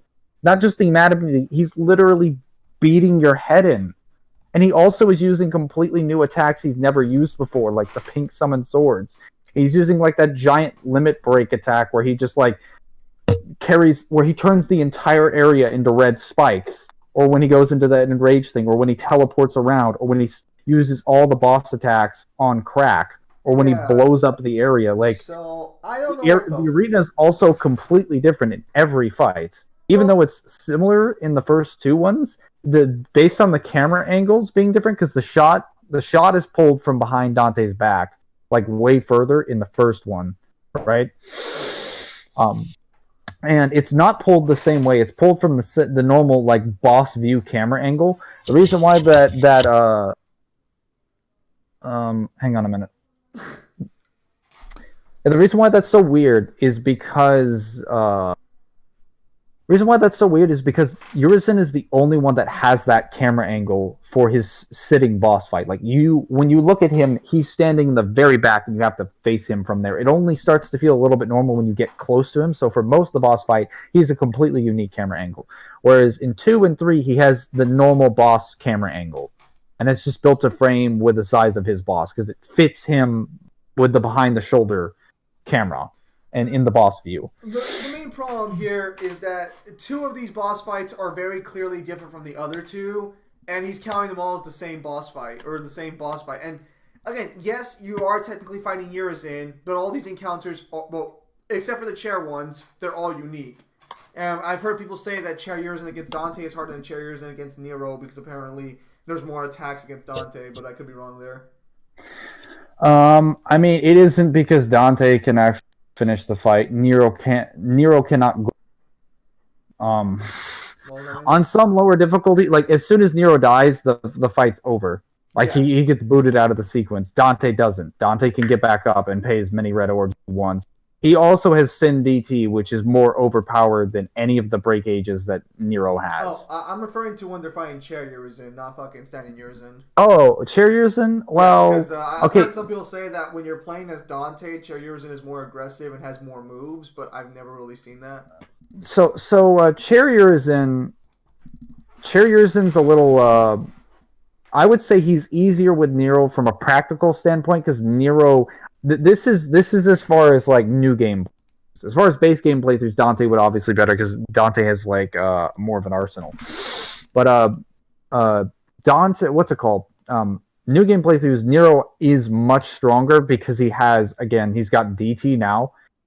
You're more familiar with using the XC gauge, so you just stack that on with Bringer Knuckle as well as charge shots, and you're just banking so much damage on the crystal and just smacking him over and over again. Of all the things in this video, I'm surprised he has not talked about the fact that there are some sections you're supposed to lose. I'm surprised he's never mentioned it. No, like...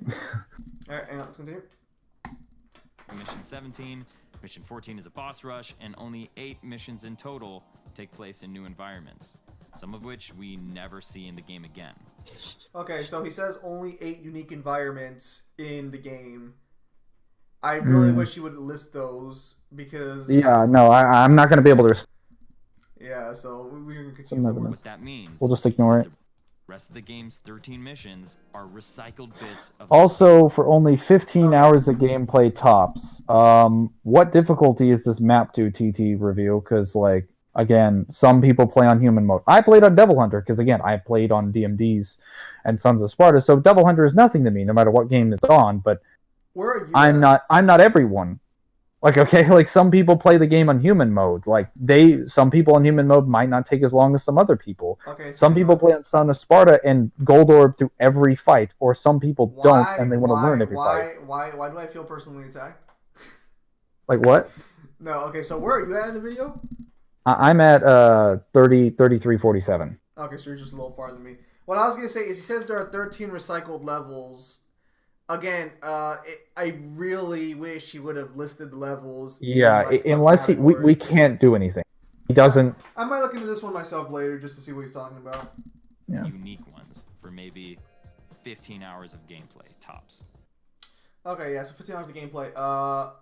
So this includes no replayability, and that 15 hours is a complete fucking lie. That's a number that came out before the game came out, where fucking game fucking journalists were saying the game took 15 hours to beat. Yeah, I played this entire game in one night. I did an all-night stream for it, and I beat it in like fucking 7 hours. It's on my second channel, Streamer Torn Yep, if you want to watch the full all-night stream there. I beat the game again. I played it over 2 days with like 10 hours straight. It took me 20 hours to beat the game. It took you 20 hours to beat the game? What the fuck were you doing? Were you exploring every fucking crevice? Well, I was looking for stuff, but it's also because I wasn't gold orbit. Well, I didn't. Okay, so I only gold orbed in my original playthrough. I only gold orbed Urizen, the last fight, because I was it was already like fucking 3 a.m. and I didn't want to fucking like. I was also doing some training, or no, it's fucking called. I went back and replayed some of the levels to get some red. Okay, yeah. See, I just hammered through it in one go, and for the most part, I look for stuff as well. Yeah, I don't go searching for blue orbs or purple orbs. If I find them, cool. If not, fuck it. But either way, like again, I did miss certain missions. I did have to restart a couple times. Like, who's to say like Zim's playthrough is any more or less credible than mine, and vice versa, right? Like everybody plays through the game differently. I think he should say that at a bare minimum, there's like 10 hours to work with at a bare minimum. I don't think he should just say this isn't a criticism. Even if that were true, this isn't a criticism against DMC, because DMC is about being played after the game is done. That's one of its strengths, and not like the PlayStation exclusives that you herald in the previous portions of the video that die out after the game gets finished. Because that is the reality. They're dead after the game gets finished. Nobody gives a shit. Because they're cinematic experiences. That is literally their purpose, is to absorb the story. DMC is about the combat and the gameplay. That's why it lives on after the story is over. We're close. We're so close. I know. I've got a little bit of time left, like 10 minutes. I know. I see the time too, so I'm looking ahead. No gaming for. Okay, so he quotes a fucking game journalist or a game review.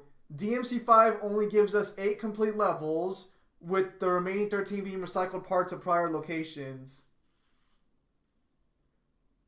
Oh, and it's comparing it to DMC Devil May Cry as this. Hang on. Go to 34. Oh. Hang on, go to what? Go to 34. Crunching the numbers. 34 minutes. Normally, this wouldn't be a problem. I can think of tons of games where the entire story takes place in one similar environment. But where DMC5 loses me is that it never ties any of these places together. Okay, so I'm at 3402. Never ties any of those places together.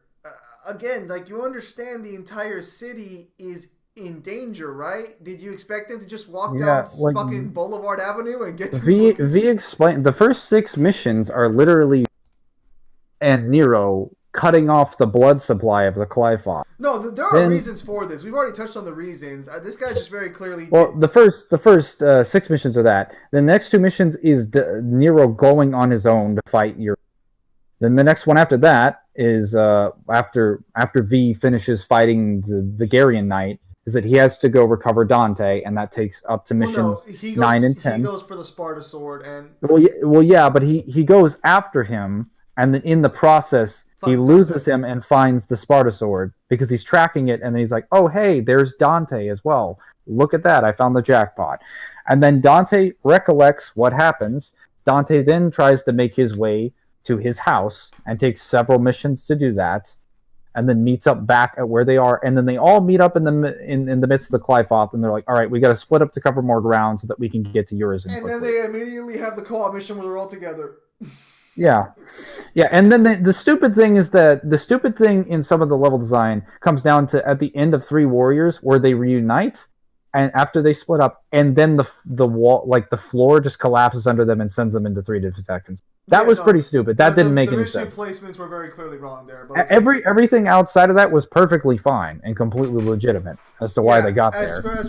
So there are things, including everything afterwards. Just the act of them falling in there was stupid. Like, it didn't make any sense. Well, I mean, they were kicking so much ass, the floor just became unstable.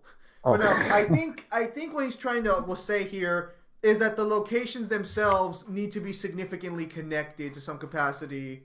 but I personally don't think that's necessary. And you bring up Metal Gear as your example. Shadow Moses isn't connected to other locations. Shadow Moses is Shadow Moses. It's just where the Metal Gear is. Like, if you want to argue all those areas are connected because they're a part of Shadow Moses, fine. But this is all part of Redgrave City. It should establish the same kind of precedent there. Yeah, moving on. So, I gotta hurry. So. Not guided by the story. So there's never an actual reason for you to be anywhere that you end up, which is really too bad. Some of these environments look really good. Ignore the fact that the city's in danger. But keeping in mind the lower difficulty, excess of gold orbs, and the narrow A to B structure of the level design, you get the distinct impression that the game wants to funnel you to the end as quickly. Okay, so A to B level design real quickly. Well, we gotta go 3 things real quick. So we'll go to level design as last. The ease of difficulty, the A to B level design, then the what's it called? Okay, what was the other one? Yeah, it was the increase in gold orbs. Okay. So the increase in gold orbs, yeah, no, that's a problem. But the thing about the gold orbs, even if you want to say, you don't want to use them. Well, if you don't want to use them, which there are plenty of people who play DMC that refuse to use the gold orbs in DMC 5. So don't even But they just refuse to gain power, Mangler. No, but that is like, again, it's important to remember the philosophy behind DMC in general, like its game design and the way that it is approached by the developers, because the players appreciate it to the point where they put self-imposed challenges on them, and this includes hundreds of thousands of players. So it's relevant for me to mention that some of them are going to decline the gold orbs, as well as even the ones who do. You can only get the gold orbs in access if you're logging in every day. You get 1 every day, and if you happen to meet the co-op missions and you are approved by someone, which there are people who don't approve you. There was already a rule on the Reddit basically that if you play with someone, just approve them because they might need the gold orb. That was kind of like the rule we all kind of agreed upon. But yeah. So go to ease of difficulty. I don't think what difficulty is this map to? Again, he doesn't specify. I don't think it's ease of difficulty. I think the proper terminology here would be proper gameplay balance. You finally have a sword in this game. In every other game, you're swinging around a fucking paddle. Because damage numbers did increase, but then you get to the fucking higher difficulties, and we're back to the same fucking paddle. You still have a strong sword in the other games. What? Yeah. No, you don't. Again, you just don't know how to play the games, though. No. Chat, comment section. Do you have a paddle? You haven't played DMC3 in years. Get out of here. Look, I'm right. You're just gonna have to accept this also, one. A to B level design. What does he mean? Yeah, it's not bad. It's been in every game. Every game has it. Every game is linear. It's literally a hack and slash. Except for DMC2. I think DMC2 1. Yeah, no. DMC2 is non-linear because there's nothing there to explore. Alright, so let's continue. As possible. So you end up blowing through each area without really caring why. Even if you did take your time with it, though, there's really nothing to explore anyway. You're better off carving a straight line to the end. The game kind of crosses its fingers that you won't find this boring. Okay, so, again, he's really upset that the levels aren't more free. He does like DMC1 the best, so this explains it. We'll probably stop at 35 minutes since you're about to leave. Yeah, so even if that's true, DMC1 has a trash map that doesn't navigate you properly and constantly forces you to backtrack through the entire castle and recycles entire levels, level to level to level to level. He uses Metal Gear as his basis. That's no, in a nutshell. I was also gonna say in addition to this, he says there's nothing you can do to the end. You do realize there are purple and blue orb fragments that a lot of people don't even find on their first 2 playthroughs, right? Because a lot of them are hard. The secret missions, there's things that you can do that require you to explore, even if you don't want to have the non-linear experience. Yeah. And that takes time. That takes a considerable length of time, especially since finding secret missions in this game has a completely different mechanic than it normally does. You don't just find it's hidden red item. It's fucking stupid. Yeah, so it makes it even harder, which means people have to take even more time searching for them. Right. So that works against your argument. Let's go 35 minutes at least before you leave. Throws a new environment at you every mission. But don't worry, by the time you get to the tree, it's monotonous flesh walls for the rest of the game. You're welcome. Remember you once asked me how a bullet comes out of a gun? I'd say overall, it's pretty clear that they wanted to lower the bar of entry for new players, but boy, oh boy, is Devil May Cry 5 catered to that new player demographic. If the game is too hard, you have 1,000,000 gold orbs, the game is easy, and you'll never die. If the game is too boring, you have 3 different characters, 1,000,000 weapons, the scenario changes every level, the game is... Again, so he's complaining about having multiple characters and weapons, like that's a bad thing. I don't understand why, but easy and you'll never die. I want to get to at least the next section before you leave, which will be the gameplay, and then we can just fucking continue on there. But without the threat of a punishing death, or the reward of a compelling story, playing through Devil May Cry 5 for me was hell, and not the good kind. For returning franchise gamers, it almost feels like you're being encouraged to just blow through the game really quick so you can get to that second, harder playthrough. But then what's the point of enjoying the game in the first place? Okay, so I'll get back to the whole... I stopped at 35, 36, which is where the his complaint for part 2, the gameplay. So very clearly, when we do the last video, we're gonna have to unpack the 35. Yeah, we'll go over gameplay and... It'll be a short video for that one because it will be 30 or 40 minutes. But I'll wrap this up with another 2 or 3 minutes, and then I gotta go. So okay, so basically, he's over there fucking playing multiple characters and shit, saying the game's pandering to new audience, which it is. We can't deny that one. But he kind of criticizes there being a second playthrough, as if you can't enjoy the game further on a second playthrough or something. I don't really understand what that was about. Also, what's the point of enjoying the game in the first playthrough? Again, you seem to be someone who enjoys the cinematic walking experiences of Sony PlayStation 4, like, nonsense, where all of your content is littered in the first playthrough. Not that it isn't in DMC5. DMC5 is a gamey game, a game that was made back in the day with a design philosophy, or it wasn't made back in the day, made under a franchise that was made with the intent to be played multiple times over because there's so much stuff you can experience with the combat. If you're already interested in the combat, but you're not interested enough to play it, then okay, sure, but you can't tell me that it doesn't have enough to keep people tied over for a second playthrough. They literally add new attacks and new mechanics to the enemies on higher difficulty. Like, that's the point of them. They exist to push you further. You have attacks that are more relevant and more useful on higher difficulties because you need them. You don't get to test everything because the enemies die so quickly on lower difficulties once you get a hang of things. Like, most players don't know how to max act on their first playthrough, maybe not even in their second playthrough. But by DMD, when they're like training the Void and playing on Son of Sparta and stuff, they do a much better job. If they go back to Devil Hunter and max act, they're gonna murder everything. So obviously, when they play on higher difficulty, they have an opportunity to use and test those tools. It's the same for Dante, even the same for V in some capacity, because V has like various nightmare shenanigans that, again, they consume a shitload of DT to ride him during promotion. And he has a ton of abilities that you can't use during promotion if you don't know how to use them, because you're just going to consume so much DT using slow, monotonous moves instead of using his teleports and his beams.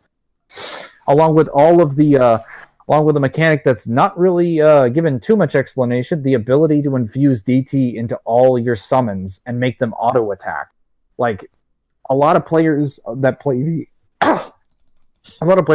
don't even know that they can do that. I didn't know I could do that, and I was reading every piece of that. Like, the fucking game tells you. No. For the first like 2 playthroughs, because it tells you because when I had the tutorials, when I had the tutorial, I accidentally skipped the first page because I was just trying to get No. Okay, so hang on. No, so that tutorial comes in with the fucking after the first fight. It comes in when you summon Nightmare to break down the wall in this first mission. I'm pretty sure there's like a page that explains it to you. Yeah. It's at that section. I remember that one because that's when I realized, I like playing V. He fights it for himself.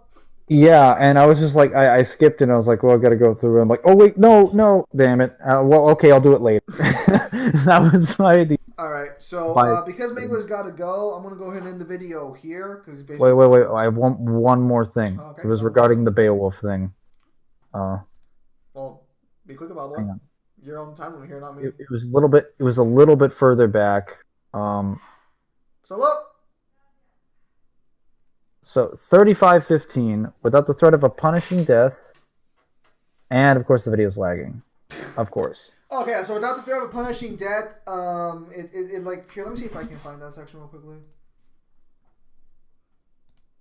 Okay, so without the threat of a punishing death or the reward of a compelling story, playing through it for me was hell. Well, that's unfortunate, but again, compelling story. If you read any of the lore, you would have understood that the storytelling is consistent. Well, even then, a compelling death. Just don't use the gold orbs. That's a personal choice. Well, again, like they're not forcing you to use those. They literally say yes or no. Yeah. So. And even if you are using them, you're gonna run out. There are not enough to gold orb through your entire.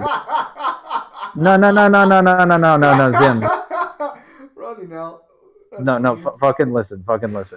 I'm talking about your first playthrough because he's making this based on the first playthrough. That's his argument. This would be different if it was repeated playthroughs. Oh yeah, because you're going back and you're getting your ass kicked, and you spend multiple days playing, and you just accumulate so many gold orbs. Not on your first playthrough though. Yeah, again, no, you're right. You're right. You literally have to play missions, otherwise you only get one gold orb a day.